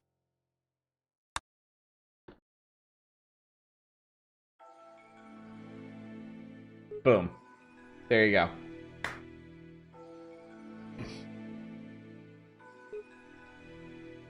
Nice and concise. Slap it all together in the middle is what all chemists do. Okay, this is important. This is important because the reaction processes are going to get a lot more complicated. So the tighter you can make your layouts and the more efficient you can make them, the more space you'll have for more complicated maneuvering. That is going to matter. So we'll go ahead and speed through the rest of this. Assignment complete. All right, let's read the second story. But oh, look at that. Elapsed cycles are just what I really care about.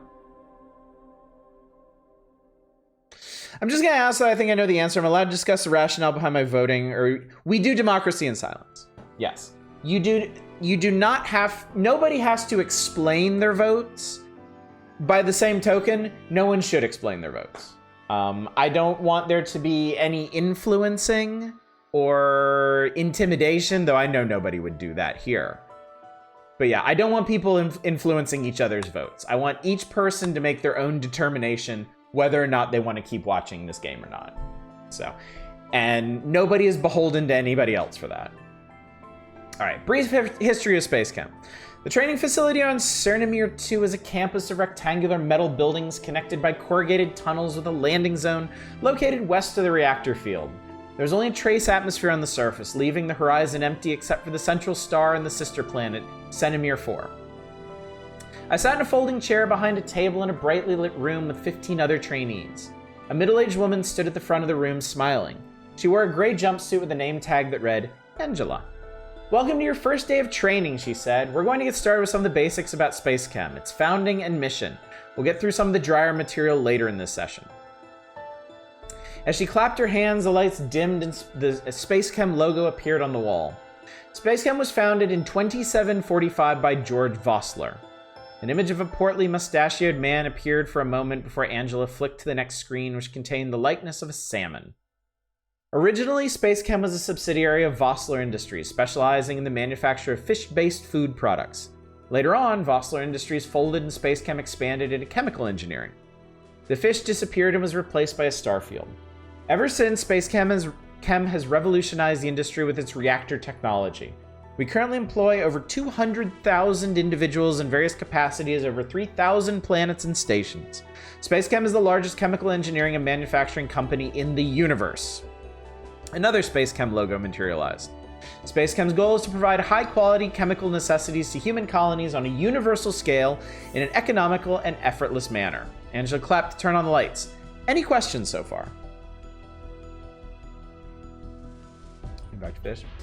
Unfortunately, making it public conflicts with that a little. Yeah, unfortunately, I have no control over that. If I could end the callouts when people redeem Dragon Coin stuff, I absolutely would, but I simply don't have that option. I have a question. When do we get to go back to making fish? You'll see. All right, multiple outputs. All right, so this time we are getting carbon monoxide. Carbon and oxygen double bonded. Psi output wants carbon, and omega output wants oxygen. So now we need to break down bonds. Okay, so we'll bring the input. Let's see here.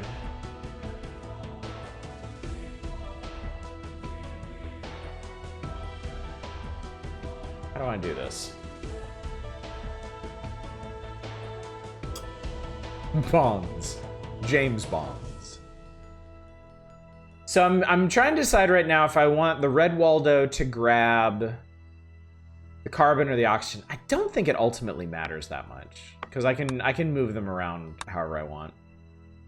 All right, so we'll move this down and over. Let's see, what's the most efficient way to do this? Okay, I think I know what to do. I believe I know what to do. We're gonna make a real tight red loop here. So it's gonna grab it by the oxygen. Okay, we do need to extend this somehow. That'll do. Okay. That is going to drop this here. Library Man, thank you so much for subscribing for 51 months, dude. I very much appreciate it. Very generous of you. Can't just go around grabbing molecules by the oxygen. All right, so we'll drop this here, right? Or no, what if we didn't? What if we drop this here? I have a thought process here. Bear with me. I'll put the psi output there. All right, so what we want to do, what we're trying to do here,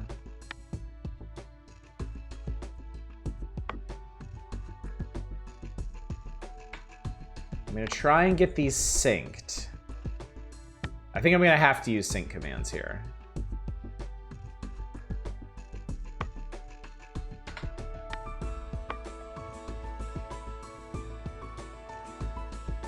Let me see what this does. Let me see where I'm at. Okay. Ooh, okay. All right. I think I can. This is gonna be real tight, but I think I can do this.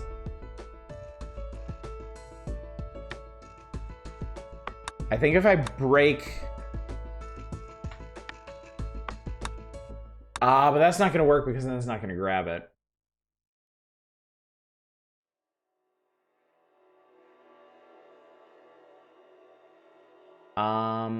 I could move this back, and that might work.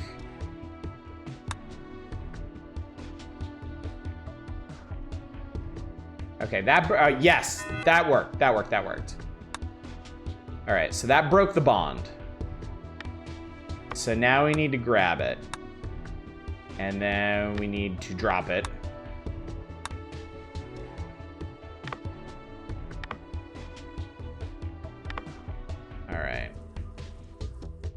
Then we will output here. I think this will work. I think this should do it.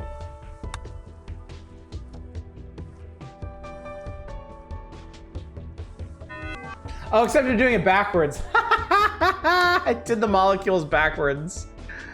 Oh, that's so stupid. Okay.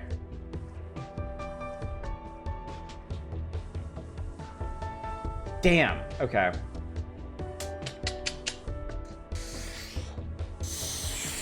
All right, I can actually fix that. I'll grab it by the carbon, and then we just need to move. The rotates would slow the whole process down is the thing.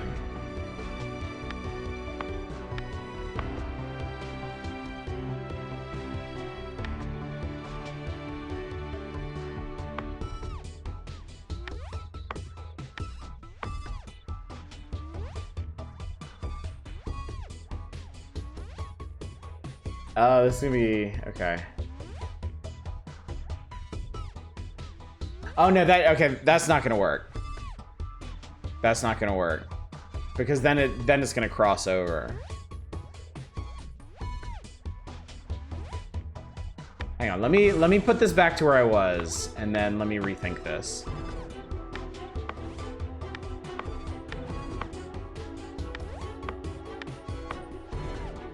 Okay, I think that's where we're at.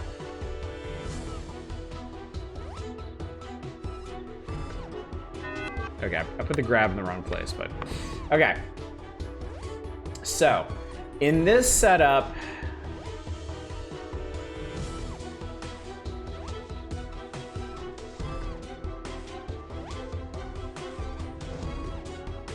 Huh, okay.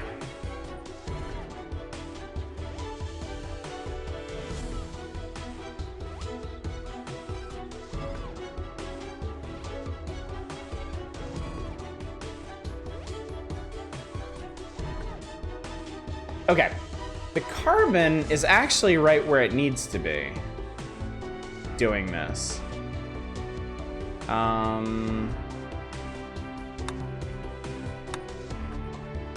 What's the easiest way to delete these?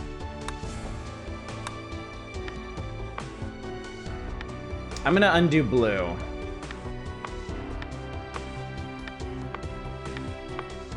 I kind of actually...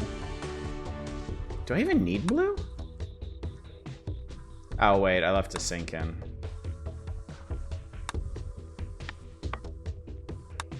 Because right now, we grab it.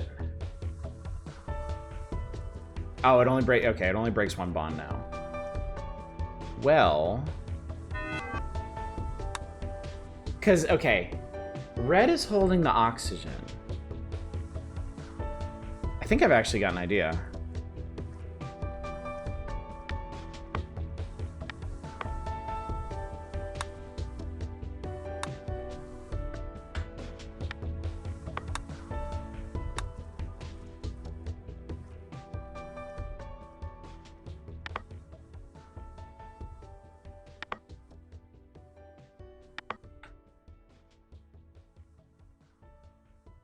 Okay, so now I'm thinking I can just do this whole thing on red, actually. Except for one thing. Except for one thing. Let me see how this works. So now picks up molecule. Okay, it's not gonna work unless the bond is fully broken. So I can use that trick I used last time, where I break it across two.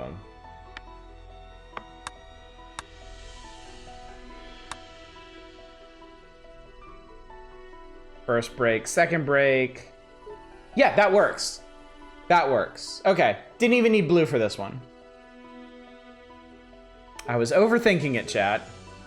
I mean, there might be a more efficient way to do this one using the blue as well. But I mean, you're already...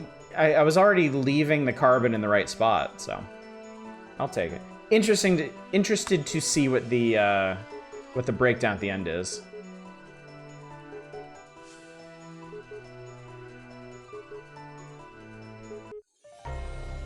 Ah, okay, okay.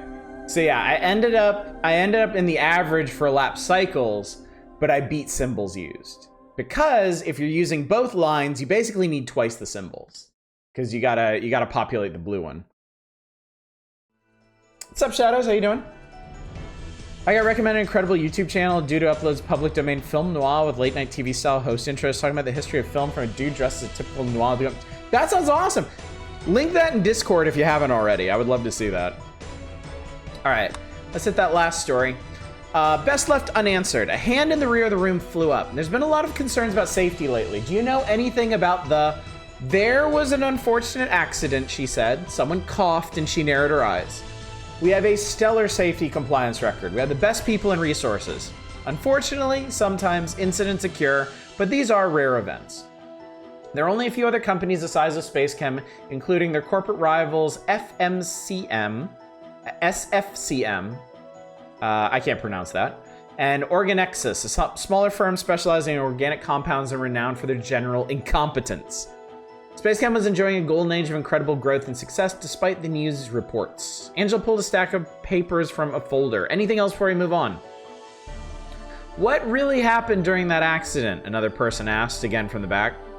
She shuffled the papers in her hands and tapped them against the table in front of her. How does half of the station's crew get flushed out of the airlock? Even if it was a malfunction, why were they all in there in the first place? The papers slid from her fingers as she stared through me with dull, lifeless eyes. I cleared my throat and she glanced away. Her lips strained into a smile. I need a moment. Just going to... Yeah, I'll be right back. She disappeared behind the door. She did not return. Yes, some idiot tried removing the reactor before cutting it from the fuel and coolant lines. We've all been there, Eva. We've all done that. All right. An introduction to pipelines. All right. So here's where the complexity of this game balloons outwards. The next assignment is a production assignment. You must produce and deliver molecules to cargo freighters. In production assignments, you may use multiple reactors. Pipes carry molecules between inputs, reactors, and cargo freighters. Drag the last segment of a pipe to connect buildings. Raw materials must be routed to reactors from storage tanks or harvesting facilities. Reactors have pipes, input pipes on the left and output pipes on the right. Double-click reactors to edit them. Cargo freighters only accept a single kind of molecule. Supply all the freighters to complete the assignment. All right, chat. So. Oh, they don't even show you a reactor in this one. No reactors required. Wasn't the narrator 10 years old when their mother recounted the incident about chemists getting launched into space? Yep. That is the kind of thing that sticks with you, I think. So yeah, all the shit we've been doing so far with the reactors, yeah, those are single nodes in larger puzzles. So they're nice to you on this one. All you really gotta do is practice hooking up pipes and then run it.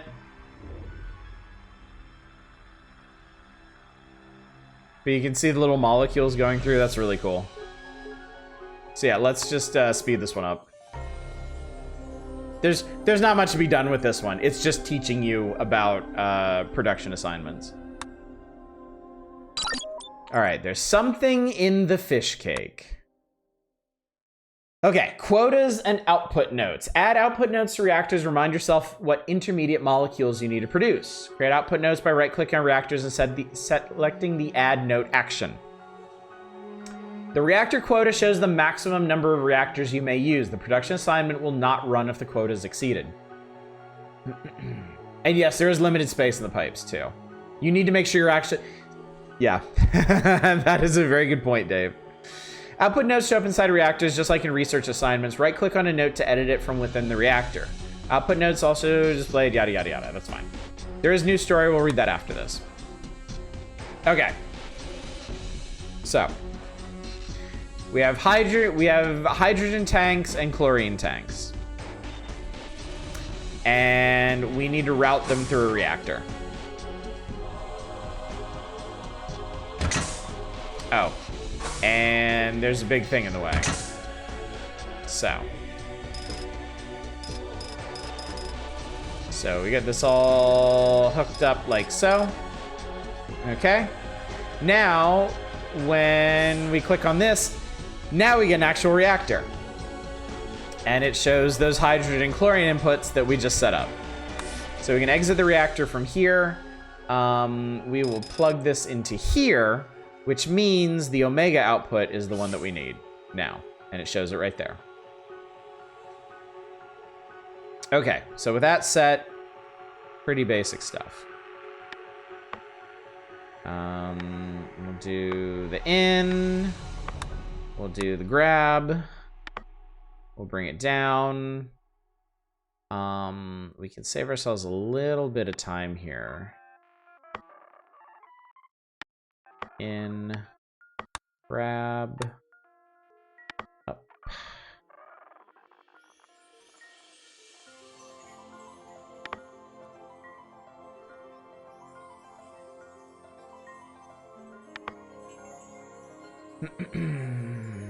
Yeah, again, I thought I said O and not CL. I know it. I know it's hard to say. Thought we were gonna make water. Nope, hydrochloric acid. They need to get rid of the bodies. Okay, so we want to bond this thing. You know what we could do? We could make this thing symmetrical so that it's synced and I don't have to use sync symbols. Let's see. I think what we can do, a drop and a bond all in one.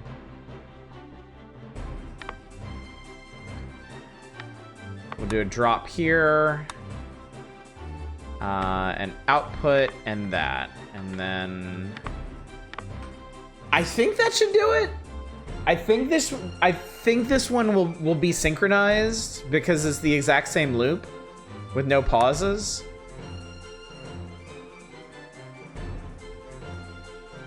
Oh no, that's not gonna work.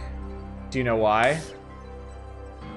Because these pipes aren't equivalent lengths. So you can actually see our reactor going here. But yeah, because these pipes are different lengths, they're not going to arrive at the same times. OC feels like the sort of thing you'd hear in a montage of a kid's movie about some kid inventing his own robot, which works. I mean, yeah, technically it works. It's just not terribly efficient. We need 40 as well. So, I mean, let's see what happens.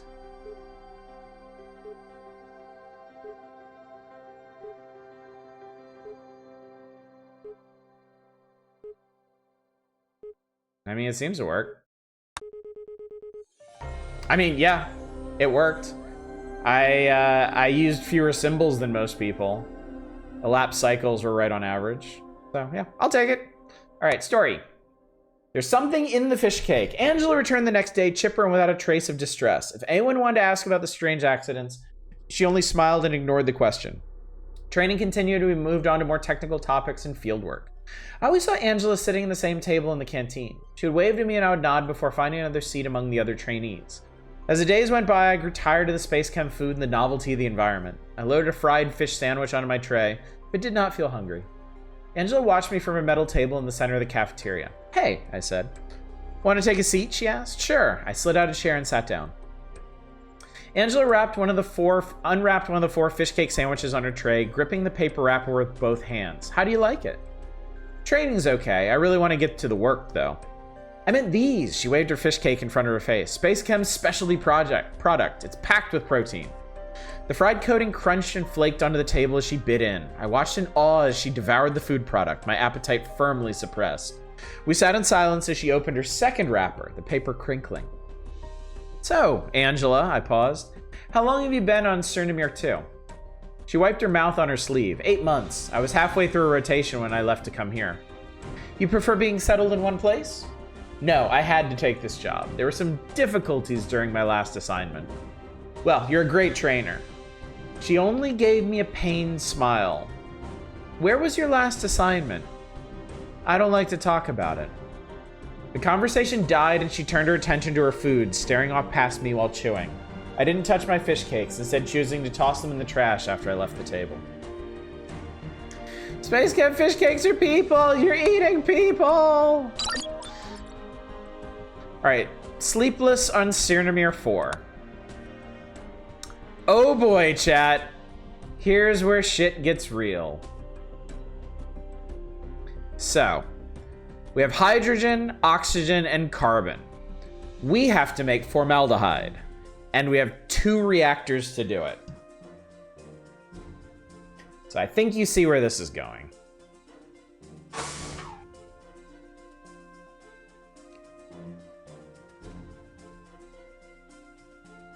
Clever, when I asked when we get back to making fish, I was joking. I didn't actually think it would happen. I was waiting for us to get to that. Thought you'd like that. All right, these pipes are not equivalent lengths, but there's no way to make them equivalent. All right, so formaldehyde has double bonded oxygen and carbon. Actually, I wonder.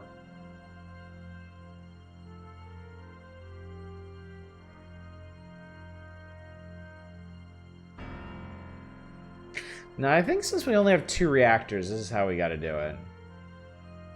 And these tanks have single outputs, so. All right, so we need to double bond oxygen and carbon as efficiently as possible. This is where the efficiency thing comes in, chat. If your reactors take too long, your inputs are gonna back up. And if they back up to another reactor, that's gonna cause a problem. If you place a reactor 1 square up from where it is, wouldn't they be equal lengths? Would they? Let's see here. This is 1, 2, 3, 4, 5. This is 1, 2, 3, 4. So if I moved it up 1, this would be 1 shorter, but this would be 1 longer. If there was, no, I get where you're coming from. If there was a 2 square difference between them, but I guarantee you they did this on purpose. So, all right, we need to double bond these. Oh, and I didn't set an output. All right, well, let's see here. All right, so we're gonna output this way. And we're gonna input this way.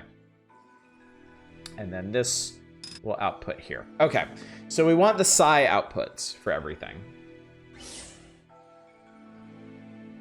Okay, we gotta double bond this and put it out the psi. So.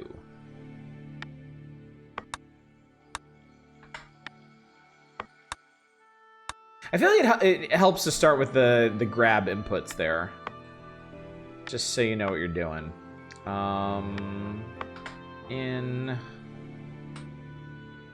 In, down.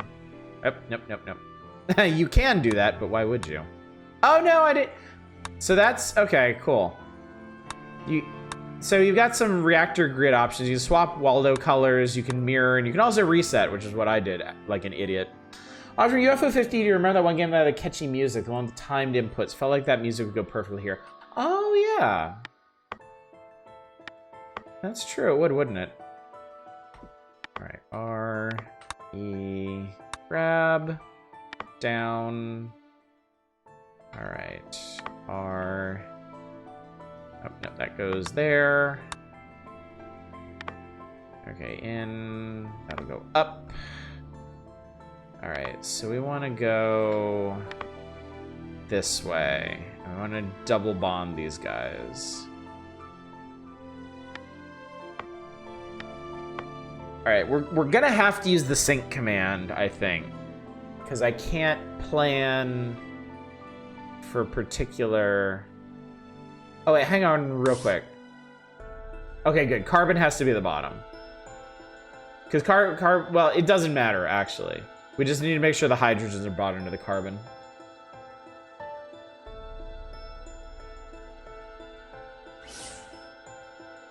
All right, so let's see here. And I want to keep it attached to the red one. So let's give ourselves a little bit more space here. We don't need to do it all just right there. Let's get these guys out of the way. So we'll bond that one.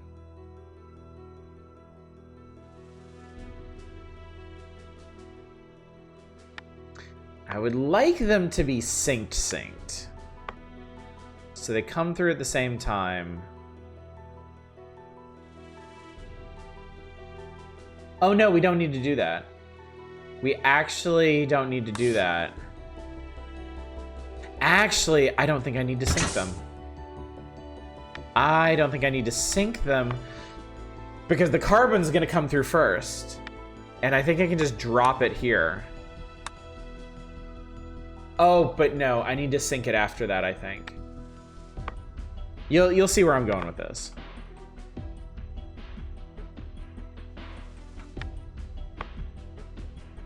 We'll sync the blue one after it drops off carbon, and we'll sync the red one before it gets to the bonder. Because then I can put a bond command after each of the syncs, and we can do an immediate double bond. And then loop that, drop this, output that, get you to loop back around, and I think this should work. Let's take a look-see. So they have to wait for the inputs. Carbon comes first. Yes. Okay, yes, that worked. That worked. Okay. So now that's set. I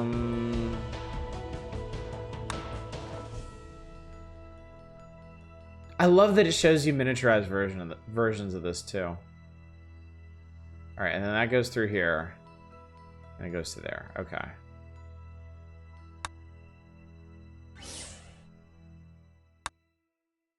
Oh, so I need to make right. You're supposed to make notes, right?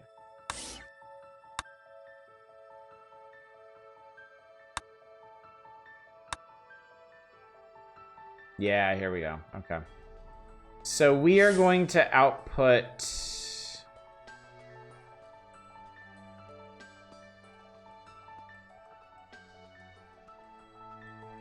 What it outputs as is what it inputs in the next reactor. Oh, so it's actually going to output...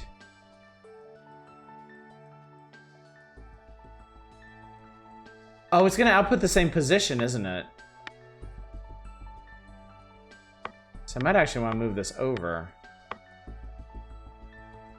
So it's going to output down there, right? What is this? Oh... see. So it's gonna output carbon monoxide like that.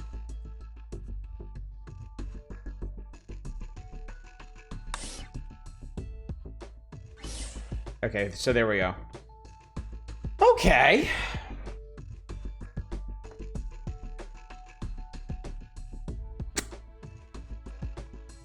All right, let's see here. So for every carbon monoxide I get in, I'm going to need 2 hydrogens. And they're going to have to be bonded to the carbon.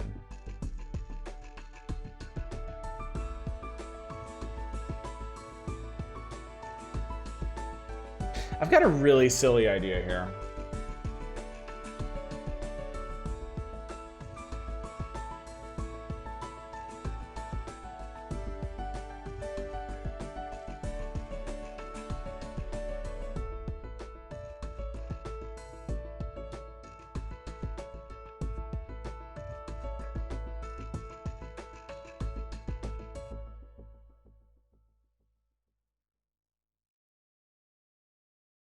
I'm wondering if I can just pick this up and bring it up here and have 2 hydrogen atoms ready to go. But I don't think so. I don't think I can set it so it'd be really complicated if I did. Oh no, wait! No, I totally can. I totally can. This is gonna be really dumb. It's gonna be great.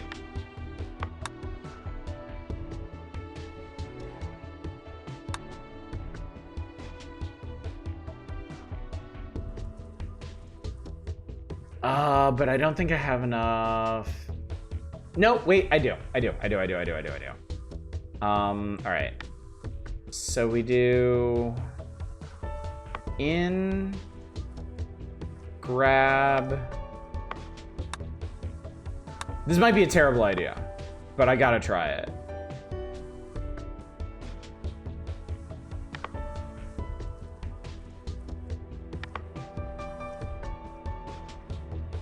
This is so dumb. This is so dumb.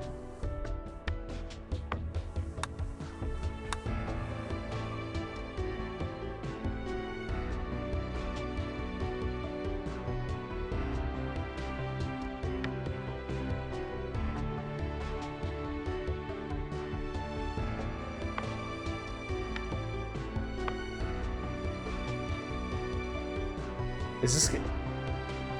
He's making SpaceChem dick and balls again.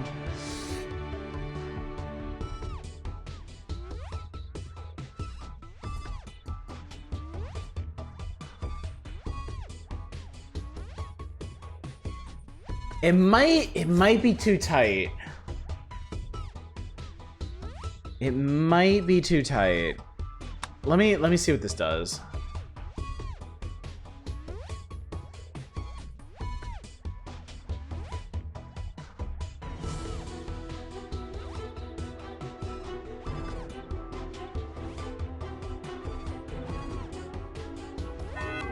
I mean, it does make the layout that I wanted.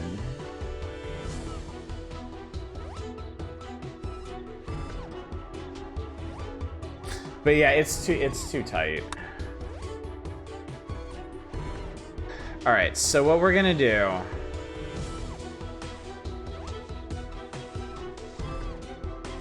I'm gonna do almost the same thing, but I'm gonna give myself a little bit more room to do this. The idea is that we wanna run the bonding here.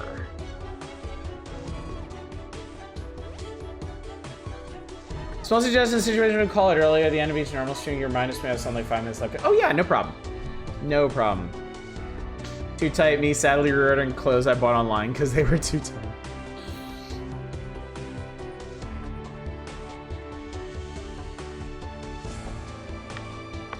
Okay, so we do that there.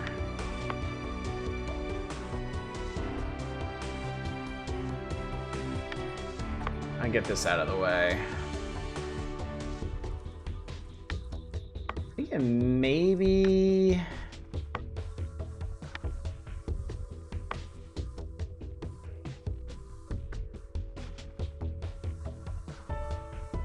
Okay, where do we do the inputs? Here. Okay, so grabs, drops here, goes up. Oh, we need to do another input here.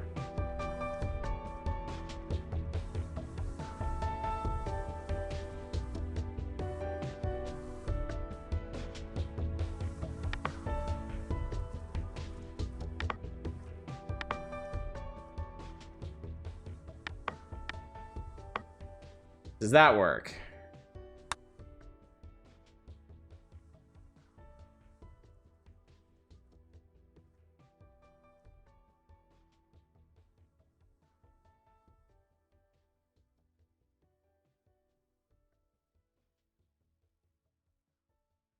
Oh, it's gonna demand too many inputs is the problem. Yeah, it hits that one too many times. Let's move this down a little bit more. Actually, I think you can just drag and... Yeah, okay, that works. Ish.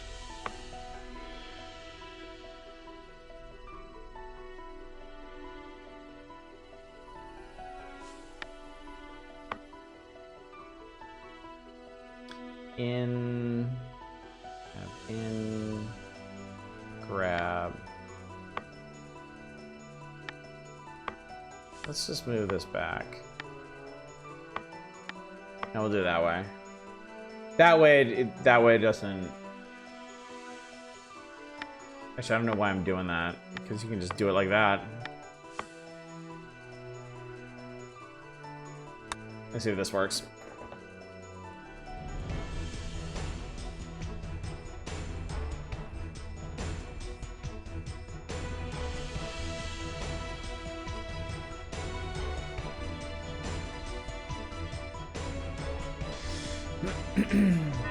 Okay,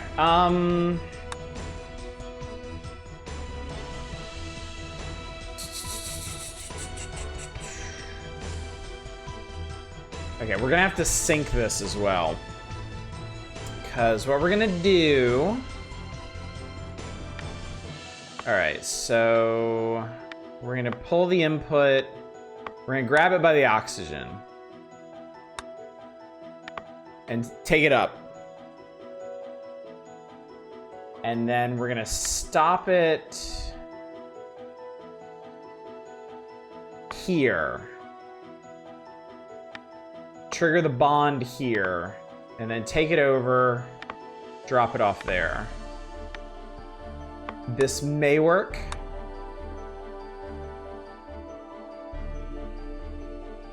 So grab the oxygen, bring it up, and then let's see. Let's just see. Let's just see how it goes.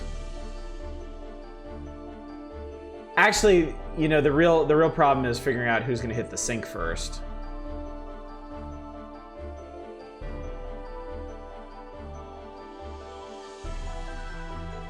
Oh my god, that worked. I just didn't trigger an output for it. Now is it gonna... Because sometimes the first cycle... Okay, I think this is gonna work. Sometimes the first cycle will work, but then something gets desynced for the later ones, but I think this works. I think this works. So let's exit the reactor and see how the whole thing goes. I love that you can see the reactors doing their thing.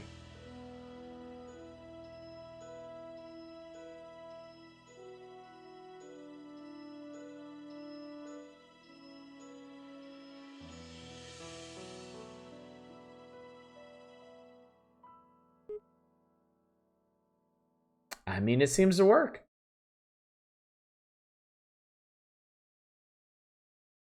Man, Star Wars should have just been this.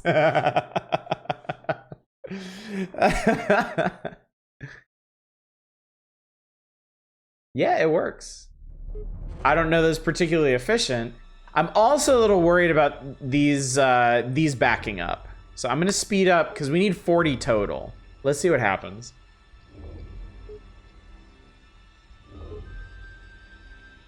Because if those back up, then they're gonna collide on the outputs in the first reactor. Yeah. Oh, okay, cool. The red Waldo waits on the output. Okay, this is fine. This is fine. This works fine. Again, not terribly efficient, but who cares? We got it. Congratulations, you've been promoted to reaction engineer. And apparently, I'm right on the bleeding edge of elapsed cycles here, so that's not bad. A little better than average on symbols used. So yeah, cool. Good stuff. All right. Sleepless on Cernimere 4. I woke to the rustle of an of an envelope, not an employee, Jesus Christ. I woke to the rustle of an envelope sliding under the door. I pulled on a pair of socks before setting foot on the cold floor. Someone gasped outside as the envelope retracted. I pressed the access panel and the door glided open. Angela sprang up, clutching the yellow envelope in her hand, eyes wide. Her blue sleepsuit dragged on the floor as she stood barefoot, her hair wrapped in a scarf. Good morning. She slipped the packet into a black folder. What are you doing? Just taking a midnight stroll. Can't sleep sometimes. I'm sorry I woke you. You should get back to bed. As she spun around, I grabbed her shoulder. Wait, what's in the envelope? It's nothing, really. You'll see this later. She fixed her eyes on the ground and tugged the folder closer. Stepping out of the room, I joined her in the hall. Why bring it now? I asked. It's your assignment. She plucked the paper from the folder and thrust it in my hands. You'll be working with one of my old managers, Joel. He's great. On the sheet was the name of the planet, Danopth, a staff hierarchy and employee ID number. None of this information meant anything to me. It's not that bad. She gazed at me expectantly, but I only folded the paper and slid it into my pocket. Thanks. With a gush of breath, her smile returned. I got some other deliveries to make. Good luck, buddy. She winked and continued down the hallway in a flurry of blue fabric, her bare feet padding against the metal floor. Curious. All right, so we've made it to Danopth. Every day is the first day. The hell does this mean? It'll come together eventually. A deep voice bellowed from behind the prefabricated door. Again? Are you kidding me? I'm just reporting the malfunction, sir, a woman said. I hesitated and stepped back from the door, deciding to come back later. To my surprise, it opened on its own, revealing a tall man, presumably Joel, and a woman in a red jumpsuit. Joel stood behind a metal desk, frowning and crossing his arms. Get a team together to fix the pipeline rupture. Of course, sir. She straightened her back. As she left the office, she gave me a curt nod and slipped through the doorway. Joel rubbed a hand against his face. Come in. Sorry about that. We've been having a lot of mechanical problems lately. That was Marianne, by the way. There was nowhere to sit in the office, so I stood in front of his desk. You're fresh out of training. You were on Cernimere, right? Who was your trainer? He looked me up and down. Angela. She mentioned she worked with you. Yeah, she was an engineer at my last assignment. It's really too bad what happened to her. His voice sounded almost wistful. Joel looked intently at his hands for a moment and then back to me. Well, we haven't had anyone new for a while. Let me give you the rundown. He rolled out from behind the desk, sending his chair into the wall and gestured to the window. You're on Danopth, the rocky plant in the Vesuvius system. Tons of liquid methane deposits, so naturally we do a lot of hydrocarbon production here. Not very exciting, I know. I'm only here until they fill the position and get a proper replacement for the last supervisor. Outside, the ground was dark dirt color with shimmering methane pools close to the foundation of the SpaceChem facility. Joel continued, you're scheduled to work in the labs at first, then you'll be working on pipelines. You settle into the seat once more. Welcome, good luck, stay sharp. Generate forum signature button really dates this game? Yeah, it certainly does. Okay, so we got a lab assignment. No extra reactors to worry about. We got hydrogen, we got carbon. We need to make acetylene, which is triple bonded carbons with single bonded hydrogen. How do we want to do this?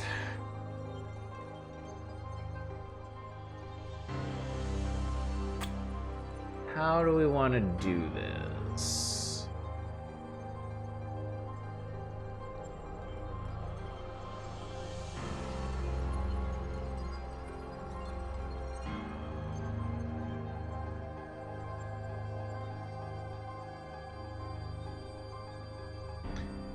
Let's see here.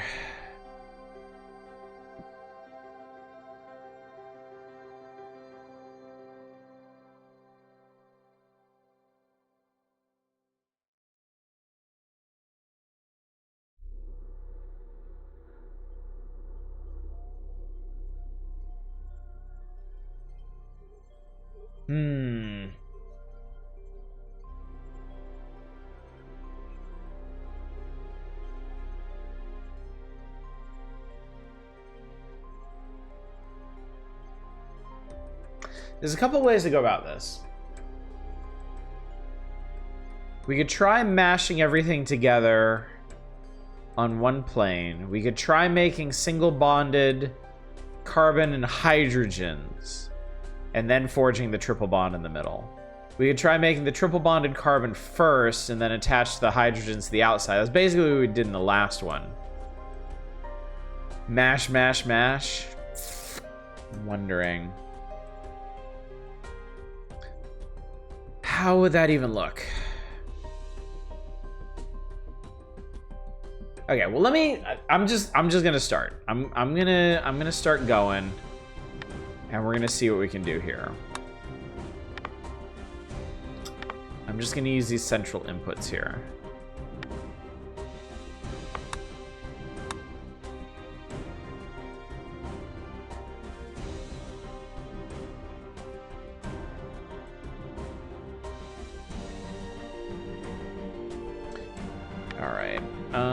Let's see. So we'll bring you in and grab you. Bring you over and bond you. So, just this so far. Just what we've got so far. That was adorable. Alright, so we're gonna have to... Well, you know what? We don't actually have to do it that way. We don't actually have to do it that way.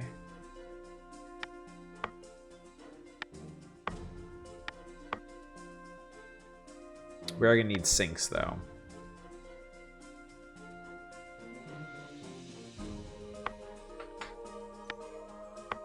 See what that does. All right, so that gives us a single bonded. Okay.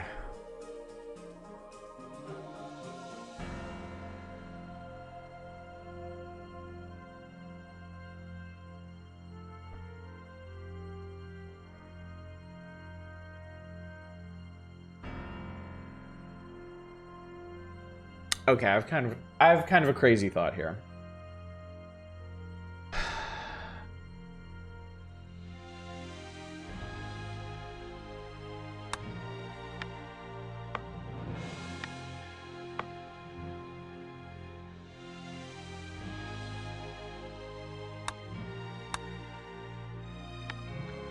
Let me see what this does. Because the idea is we do one loop, and it forms one of those, and then pushes it over one and drops it. And then when it makes another one of those and brings it over, it'll make another hydrogen-carbon bond, but it'll also bond the two carbons together.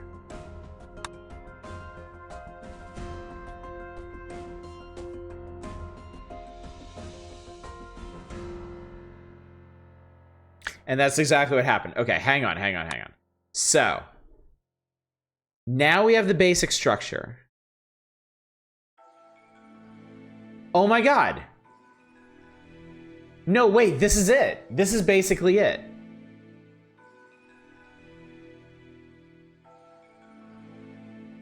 Okay. This is it. This is it. We'll put another one of those there. You're not gonna loop yet.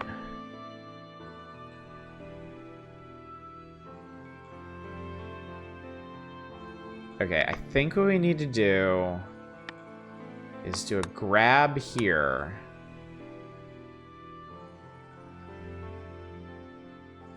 To grab it by the hydrogen. Yeah, we'll get to that triple bond, don't you worry. And then I want to get this in the right place first. Cuz if I can do that, see, it passes that grab because there's nothing there yet. It won't trigger that grab until the entire molecule is formed. Now it'll pick it up and drop it. Okay, so now all I gotta do is triple bond it. So, okay. You know what? I think if I just put a second bond here, that might do it. And then if I need to, I can time it out on the red. Because it'll hit that twice, right? No, it won't.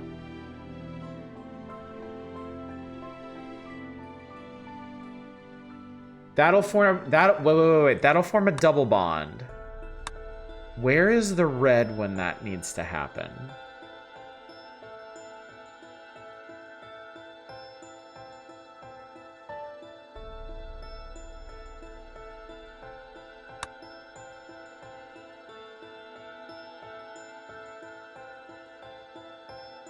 If I put one here, will that break everything?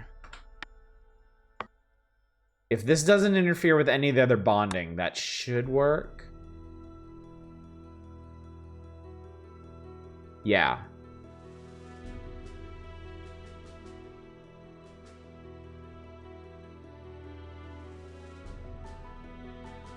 That's it. That's it. I got it.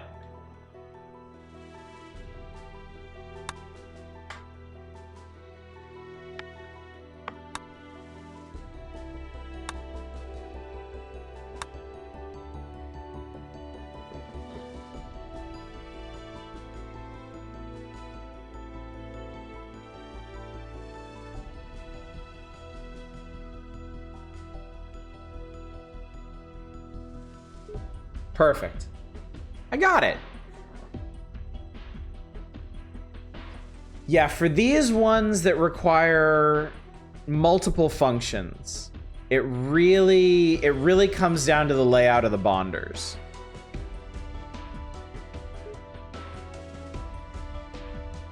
Putting them in a row like that and just scooting it down the line and making sure you hit the bonds in the right places.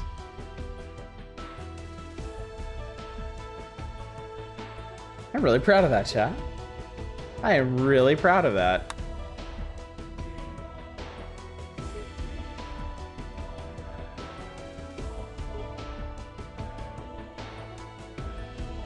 It scratches all of the same itches. Well, similar itches. This stuff like Satisfactory and Disosphere program do. Once you build a functional production line for something. It's a big molecule like that. Does it all have to be in the right square? Yes. Yes, it does. You can kind of imagine the psi and omega outputs like a big hatch. So if you don't have everything in the hatch, it's not going to go out. I did pretty good on elapsed cycles. I did real good on symbols used. Damn, look at this. Look at this. I'm very proud of that. All right, so that was the first level of Planet 3. All right, it takes 3. All right, we got hydrogen and nitrogen, and we want ammonia, which is a nitrogen with 3 hydrogens. Okay.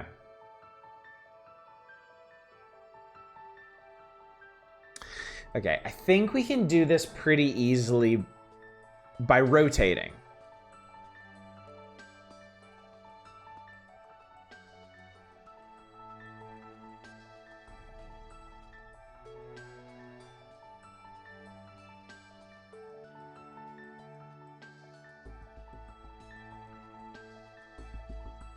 Oh, you mean announcing the outcome of each vote in the Discord after stream? I can, if that would be if that would be helpful. Yeah, because I think it'd be kind of nonsensical to try and put all the hydrogens.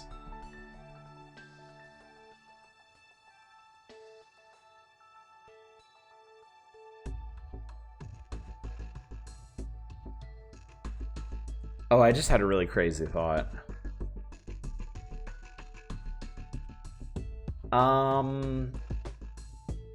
Okay. With puzzles like this, you always got to find a place to start. So let's start by grabbing our nitrogen.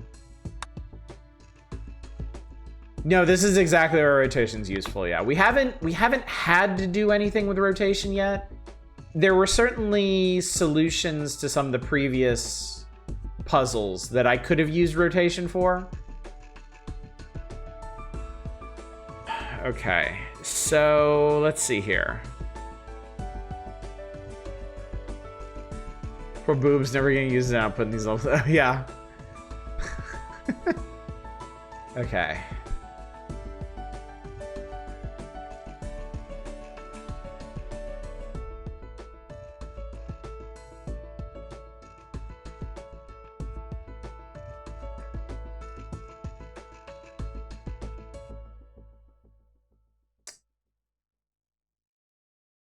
Trying to imagine how we can do this.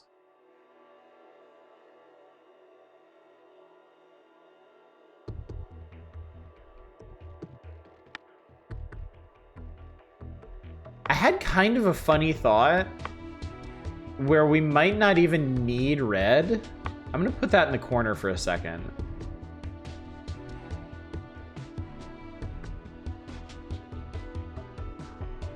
If I could make like a... I have a really funny idea. If I could just make a circuit here that builds a rotating ammonia molecule. Like, okay.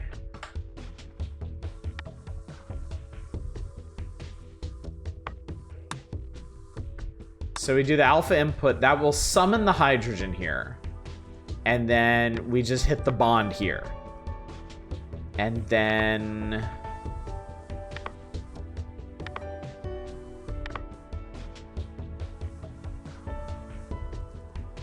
stick with me for a second here.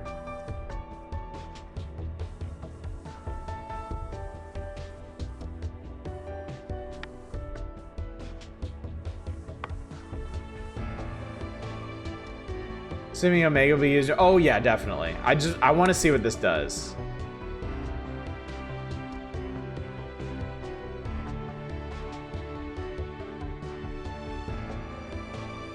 So that makes it, but then it keeps going.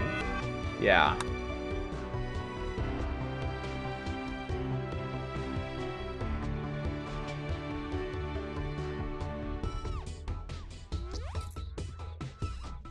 Yeah, there's no way to break out of that loop is the problem.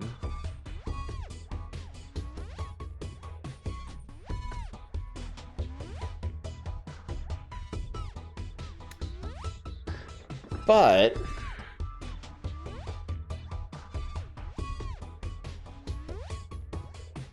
okay, what if we did this? What if we did this? What if blue was just that? And we got red to do all the heavy lifting.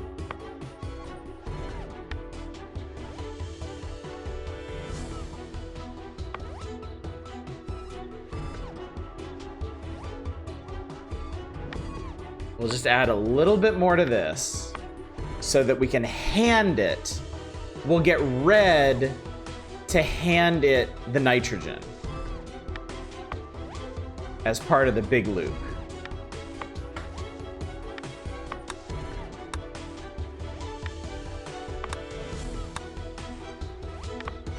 So we'll grab that and we'll drop that here. And then let's just make... I'm just gonna do just like a big old loop of this. And then blue needs to grab here.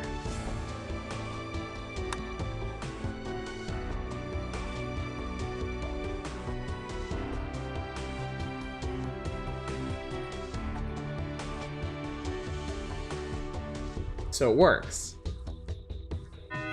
So that works. So all I need to do... Okay, hang on.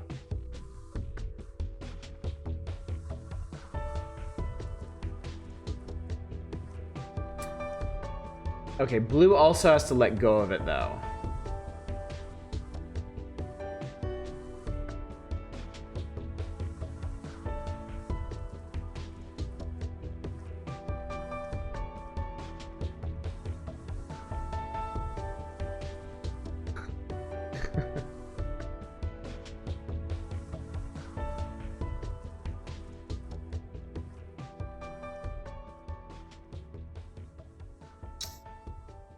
I really want this to work, but this is really complicated.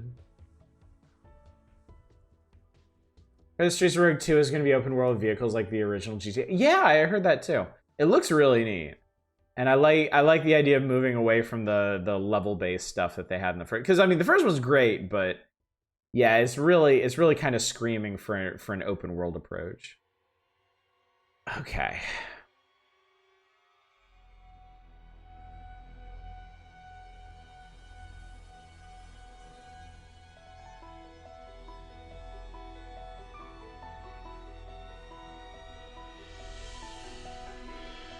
Out of curiosity, what would happen if I turned this into a toggle?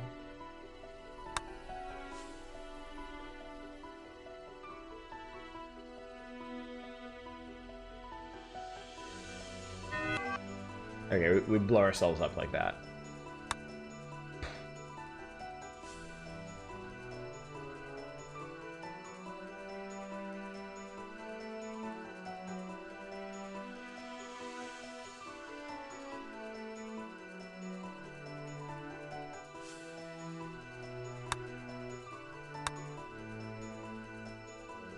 I really want this to work, but I don't think it's going to.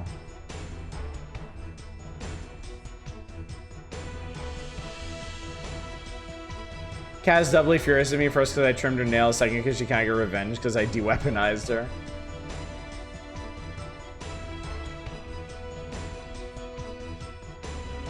Yeah, the problem is I don't, like... I can hand it a nitrogen, and it'll perform this loop where it keeps bonding hydrogens, but I can't get it to let go. Because I need it to let go after the third loop.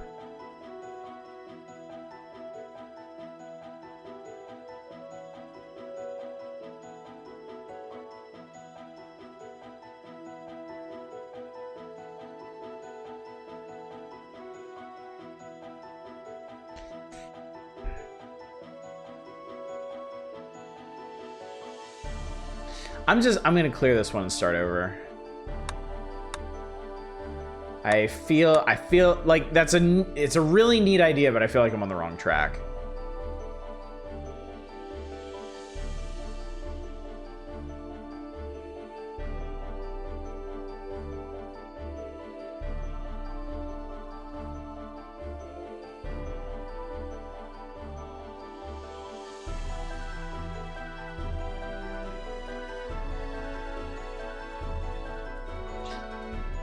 Have you considered adding the third one, the second bond pair?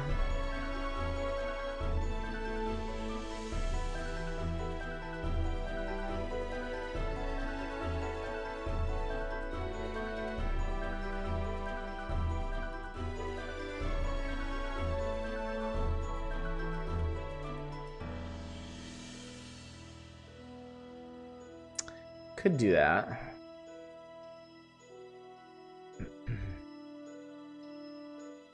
I'm just trying to imagine the most efficient loop here.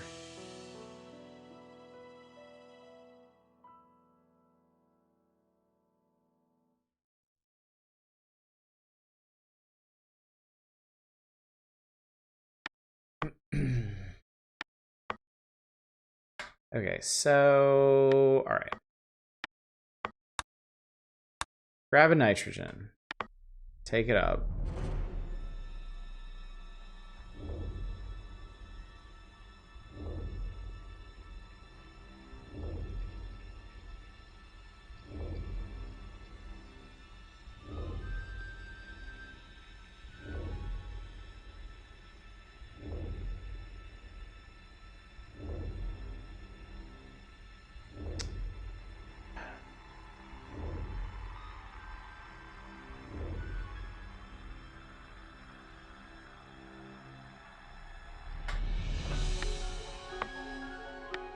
Alright, I'm gonna try doing this in a more conventional way.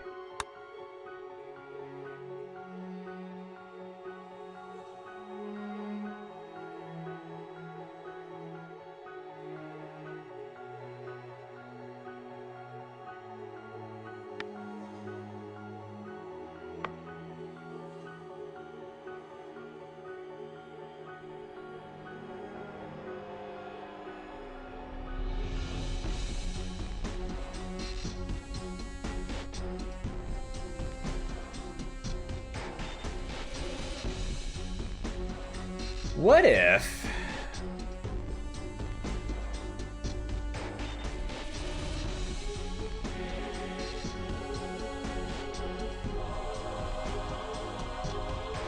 Oh my god, wait, okay, hang on. Wait a minute, wait. I just had a really funny idea.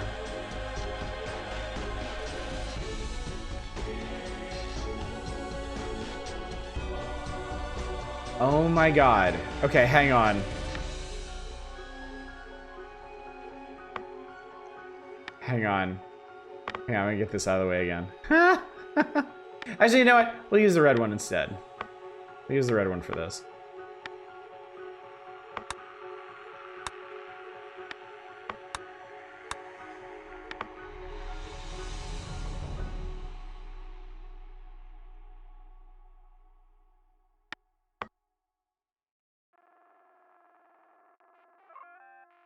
These stories go off the rails. I got reminded of the climax the gods will be watching.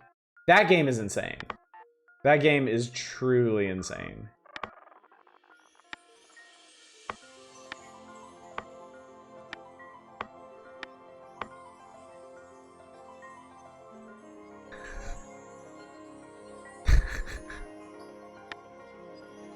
There's no way, right? Will this actually work?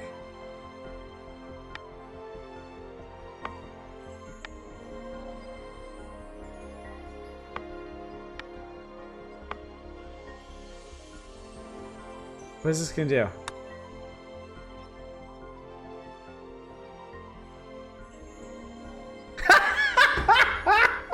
It's that easy!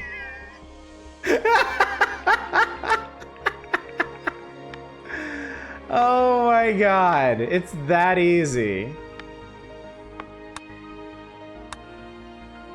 I was wildly overthinking that.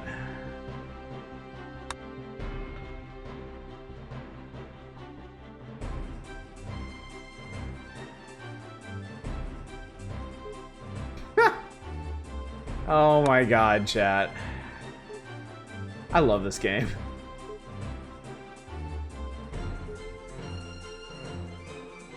Thinking about it last night, what story got you so invested? Yeah, I've played Gods Will Be Watching on my own.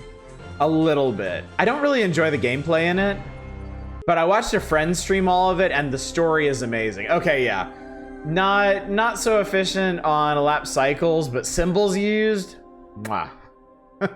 Killed it on that. I just emailed the team after I finished to tell them I was enjoying. Got a reply. That's awesome. That's really cool. That is really, really cool.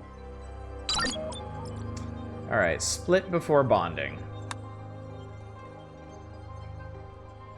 Okay, so we want... So we got hydrogen and oxygen, and we want to make hydrogen peroxide. So, okay.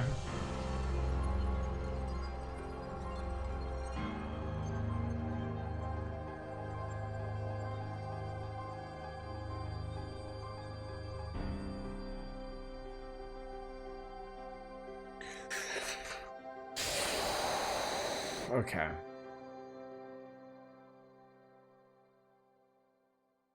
So the oxygen is simple. We need to break down one of its bonds, but they can stay together. The problem is that we have to break down a dihydrogen molecule and attach each of those to one of the oxygen atoms.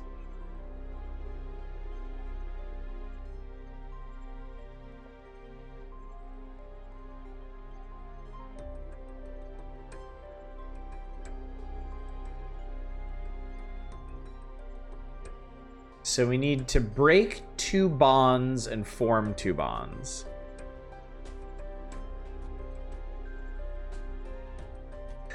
Oh boy. Okay. Let's see here.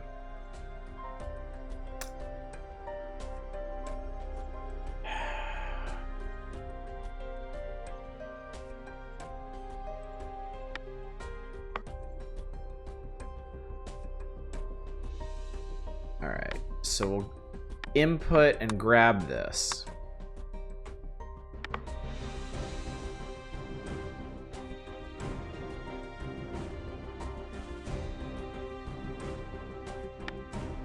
Okay, so what if...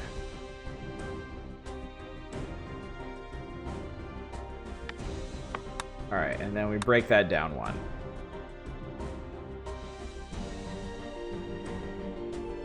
And then get them out of there. All right, we bring in the hydrogen. And grab it from over there. Bring it down. Break the bond here. So then I'm still attached to a hydrogen.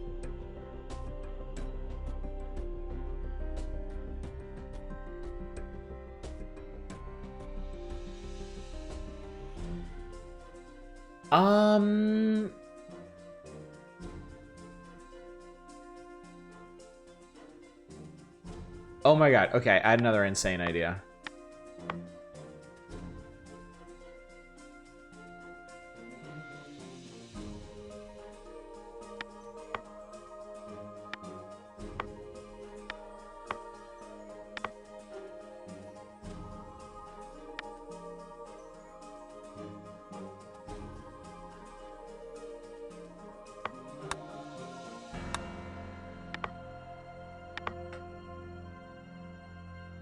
How does this line up? No, that's gonna collide. Okay. I could sink it.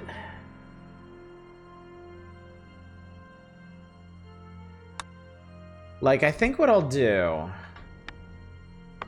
I'll hit a sink there. And a sink here.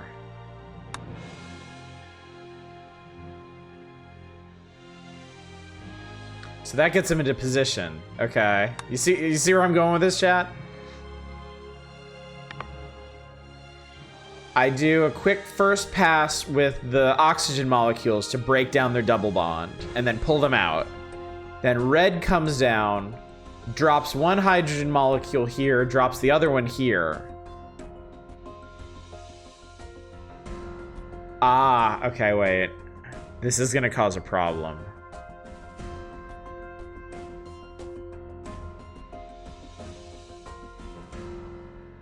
And then I want to bring this back up through here and bond them together, but that's going to reform their double bond. I might be able to fix that, though. I might be able to fix that. Oh, guys will be watching, remind you to get you to try stream Stray Gods. I forget what that is. Well, let's carry on with this for now and see what I can do. Oh, crap.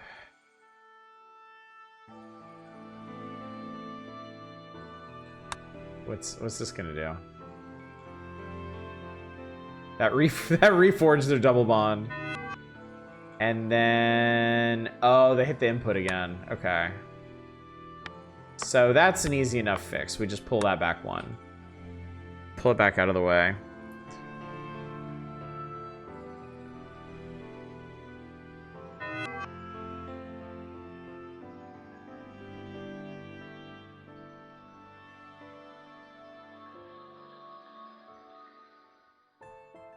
Wait. Why did that not trigger them to attach each other?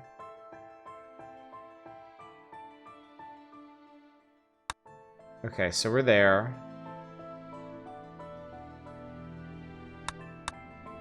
Okay.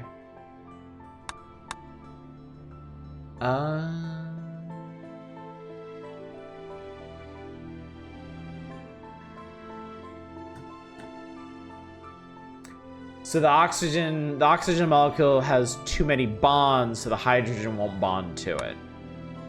That's why.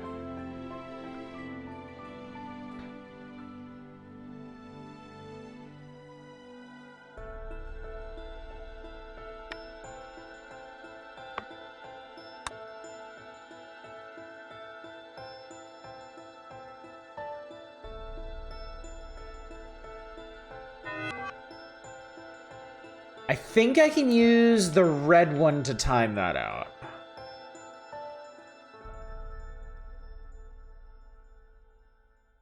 I got another idea, actually.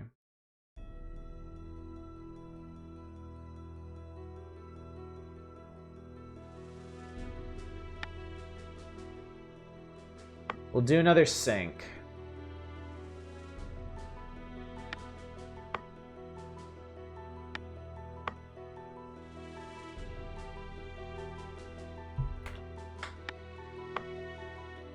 And then 2 away from that, we'll bond them. Let's see if this works.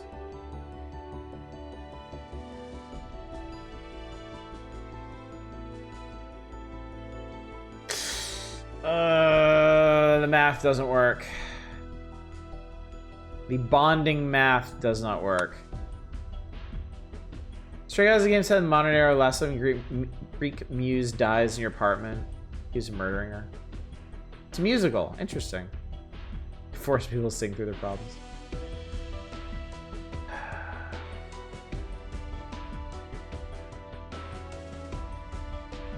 Okay, new idea. New idea. I'm gonna scrap this. I got a new idea. I'm gonna stagger these. I'm gonna stagger them like so.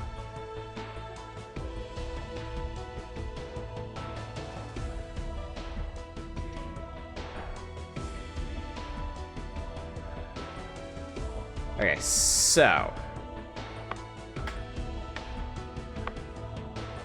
we'll do that. What's up, Neverend? Okay. Grab, and then... Just gonna tell you how much radiation you're absorbing every cycle. Alright, so that'll... Alright, that will break down the oxygen.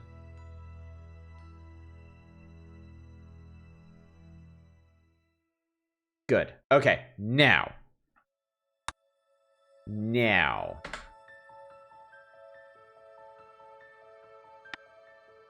We bring this one in, we grab this, we bring it down, we debond here, and then we bring the remaining molecule over here and drop it. And then we can loop.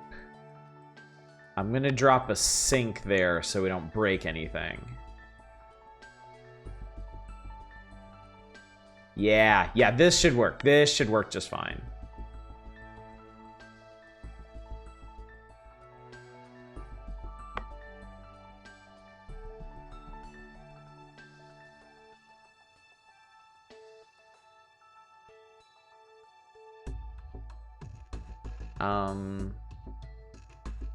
Okay, except for one detail. We gotta pull these back a bit.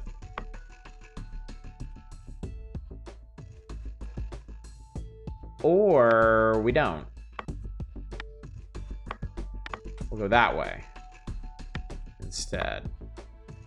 Okay, so grab, grab, break down the bond a little bit.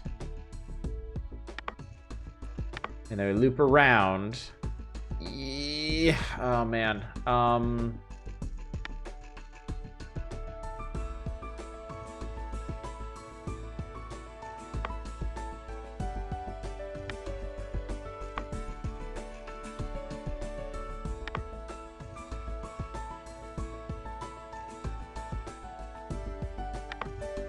Let me see what this looks like. Let me see what fresh hell I've unleashed.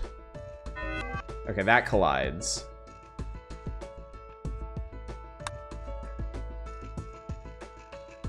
It's an abstract art piece. It's great. Okay.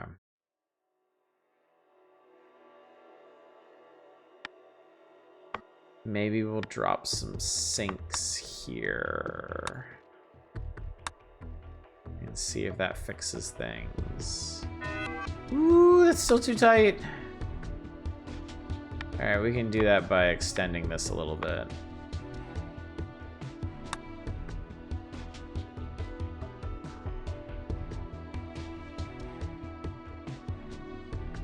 That's it. Did it. Did it. Okay, so we want to loop this here and drop this here and output here. And I think I got it. I feel like the type of sicko who enjoys this game would also be the type of sicko to optimize each level of Factorio style. Yeah, that's definitely part of the appeal. Ooh! Ooh, chat. Oh, but I fucked up because I didn't put a second sink. Hang on.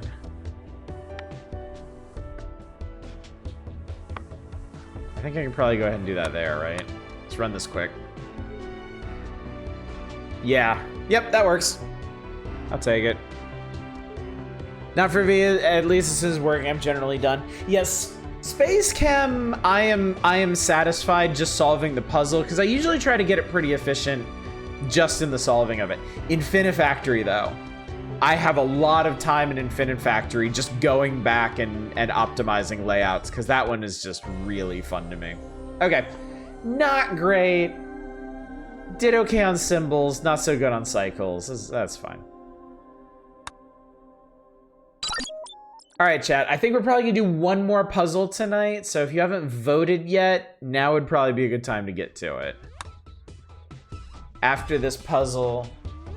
Oh, now you can save react... Hey, somebody was asking about this. You can actually save reactor designs. Copy reactors when they're production assignment, holding the control key and dragging the reactor. Save it to reuse it on other assignments. Okay, that's cool. And story real quick. Settling into the routine. The planet was a wretched wasteland, but I was so absorbed in the work that I hardly noticed. SpaceChem's reactor technology took what I had learned at university and transformed the principles of science to create new chemicals and compounds. I was enraptured by the process, which effectively amounted to alchemy. Joel had sent me a message requesting my presence in his office. I begrudgingly left my station and headed over to the east wing. When I entered, he was hunched over the terminal under the large window along the rear wall. What can I do for you? Asked over his shoulder as he typed. You asked me to come up. Right. Well, I see you're done with the research I gave you, so it's time to do some real design work. I must warn you, though, not all the reactors are fully functioning. Danopt was not a planet with a violent weather, extreme temperatures, so I found the prevalence of malfunctioning equipment unusual. Joel felt the same way. Sometimes, when he came down to the lab, he spoke to Marianne, who could no better explain the problems and curse the equipment. Marianne will take you where you need to go. He nodded to the corner. My eyes widened as I realized that she had been in the room the entire time. She brushed past me without a glance, and I followed her in the hallway, keeping several paces behind. We've been having a lot of problems. Despite this, we still need to get things done. I hope you understand that, she said. We stopped in front of the glass door where Marianne swiped a card. The door glided open. You'll be working here in the control room. Joel has a similar system outfitted in his office. The chamber was larger than Joel's office and contained several control stations in front of a window that opened to an expanse of the landscape. Marianne settled in a chair at the console closest to the window. Which station should I use? I asked. That one over there. She pointed to the workstation closest to the door and farthest from her. I sat down the terminal next to hers, booted the system, and pretended not to notice her huff of annoyance. Okay. Oh, God. Oh, God. All right, so we're getting methane. A carbon with 4 hydrogens attached to it. We need to output dihydrogen and ethane, which shouldn't be that complicated.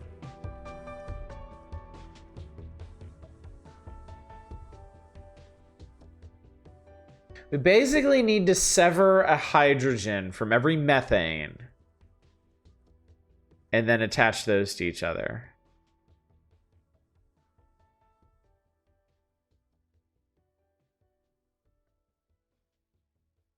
Okay.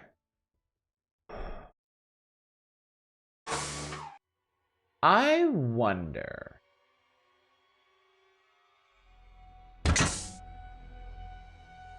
Oh, we have assembly and disassembly reactors. Oh, these are limited. Oh, these are limited.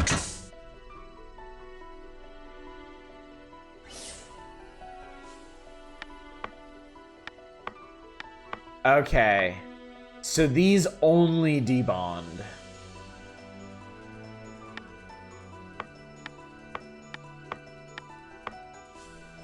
Okay, because I was about to say, we could probably just combine all this, but no, we can't.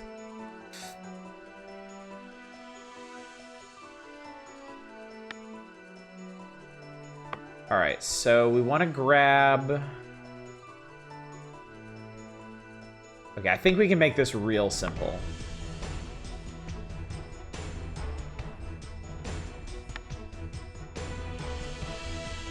I think we can make this really simple.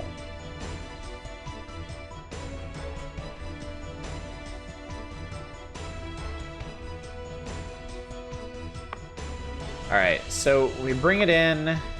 We'll grab it by one of the hydrogens.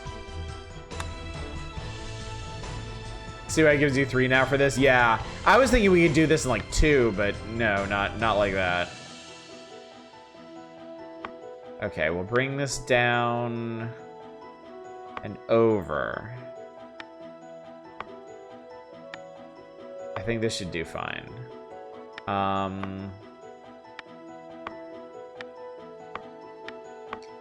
Okay, we will sever the bond here, which should, it'll cut this part off. And then we can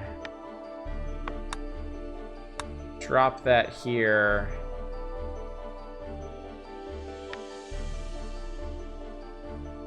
Do that, and we'll also do this output. Okay, so if we run this, grabs it, brings it down, severs, flushes, and flushes that. Okay, cool.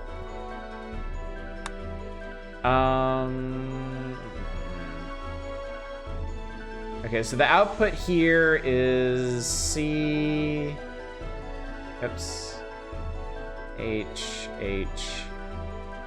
unknown, as they say, and the output here is just hydrogen. Okay, cool.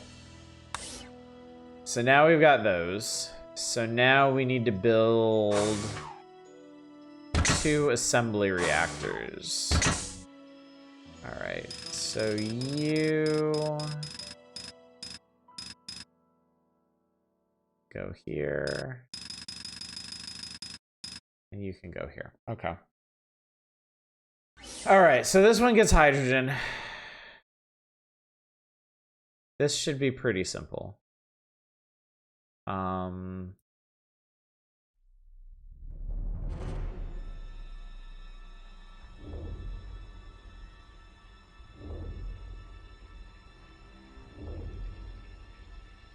All right. Okay, I've got to... Okay.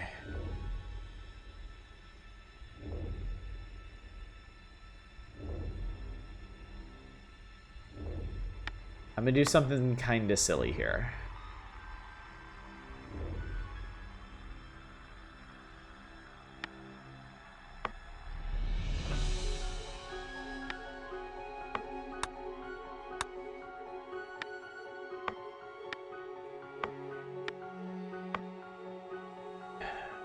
I'm gonna use the red line to move everything around, and I'm gonna use the blue line to activate things. And I'm gonna have them travel the same route. That's the plan anyway.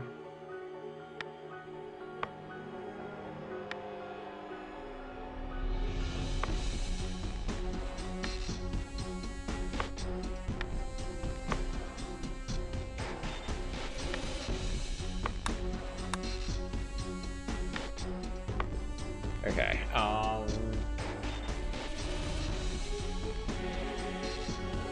oh, it's not gonna be that fast, though.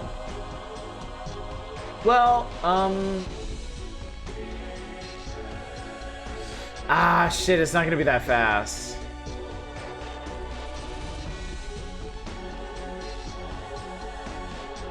Okay, I can't do that, because they get completely desynced. So what we'll do instead, we'll give ourselves a little bit of space. Because it'll wait on the inputs.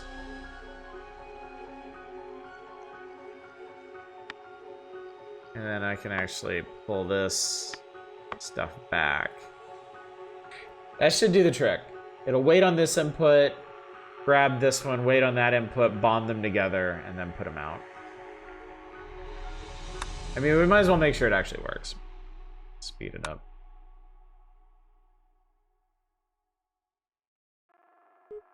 Yeah, okay, cool. All right, that works. So now we just do the other reactor and we should be all set.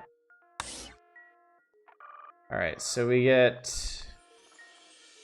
This one should actually be pretty easy too, all things considered.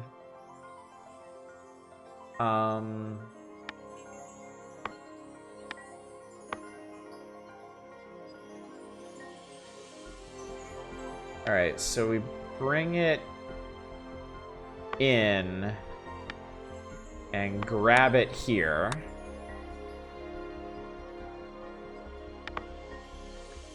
Get it out of the way, and then we want to rotate it once, twice, bring in another one.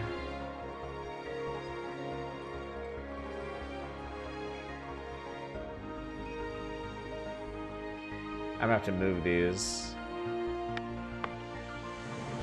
This is gonna be, okay. It's gonna be tight. I might be able to find a way to do this, but...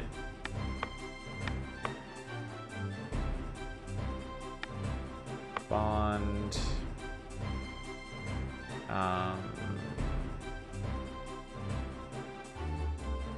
Alright. Drop.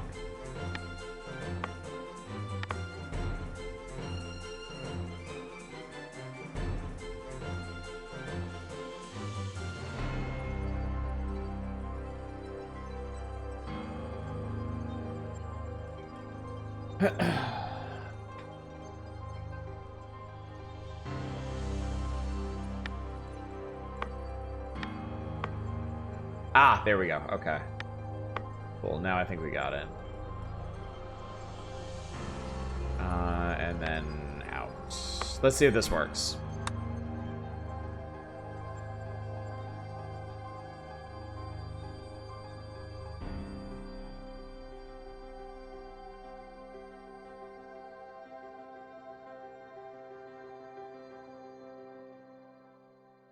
Takes a while to get going, but...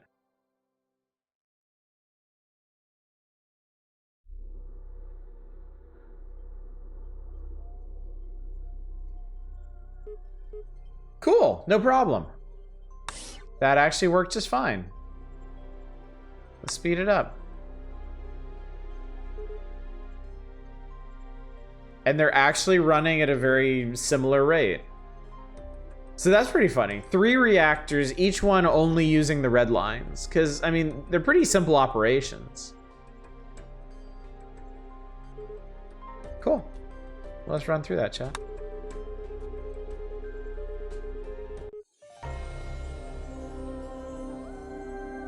Look at the symbols used, dude! Oh, I killed it!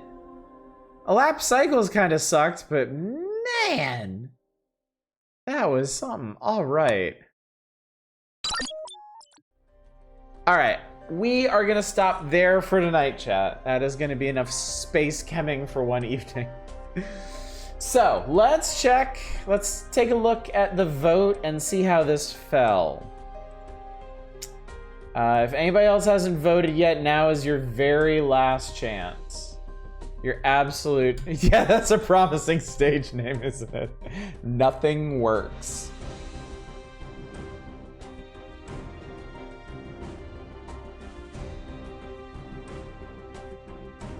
All right, chat. Well, I am gonna go ahead and close the vote for now. I'll give you 5 more seconds. 5, 4, 3, 2, 1, and that is it. All right. So this one does have separate lines coming from it. Spoiler alert for people who hung out this long. There are optional levels as well, and we will see them tomorrow night because the result of our first vote is that we will continue. We will continue SpaceChem tomorrow night. So, that's the plan, chat. That is what we shall do. Do y'all want to know the exact proportions of the vote? Is that something that's interesting to you? Because I don't mind sharing that after the fact. Okay, so tonight's vote ended 12 on continue and 8 game over, so that's what?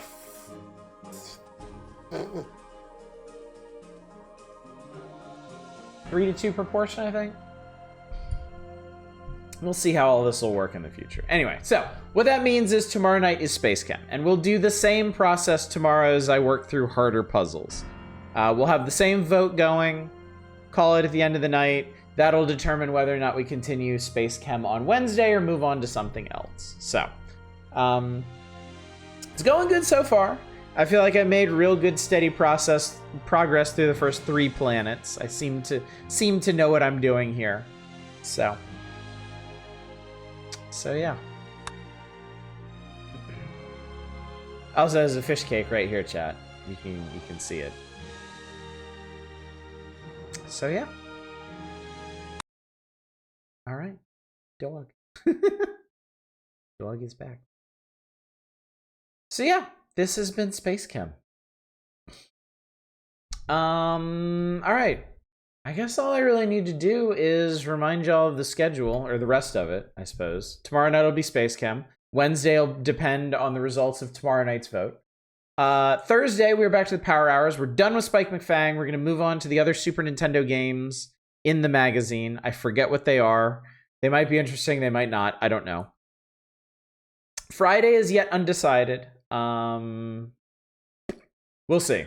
It's definitely not a Master System Odyssey. I can tell you that. I still need a little time to recover from that experience. So maybe I'll throw some stuff together to look at.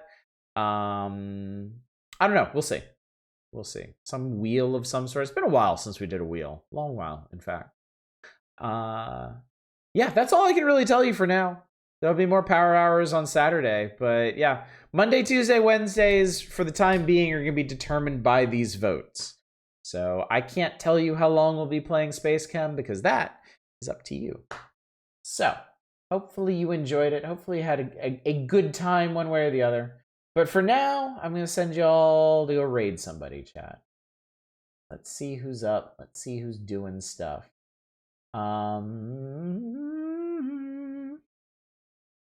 We'll let you decide. All right, I believe tonight I'm going to send you to our friend Arch Arch is playing Diplomacy is Not an Option, which looks really cool to me. It looks like a neat game. I'm trying to remember if we've seen them play this before or not. I don't actually remember. But anyway, gang, thank you so much for coming out tonight. Thank you for joining me for SpaceChem. I know now, mathematically, some of you are really enjoying this. Others are not so interested. But either way, I hope it was at least fascinating. I hope it was eye-opening to see this. And I personally am really happy to be playing this again. I really enjoy puzzles like this. I didn't realize how well this was going to pair with all the factory management and sim stuff that I've been doing in my own time and absolutely loving. But it is pushing a lot of the same buttons for me. And man, Zachtronics games are just uniquely satisfying when you get a solution working. So, and we will be doing more of that tomorrow night. So hopefully I will see you all then. But until then, as always, y'all take care. Bye, everybody. Left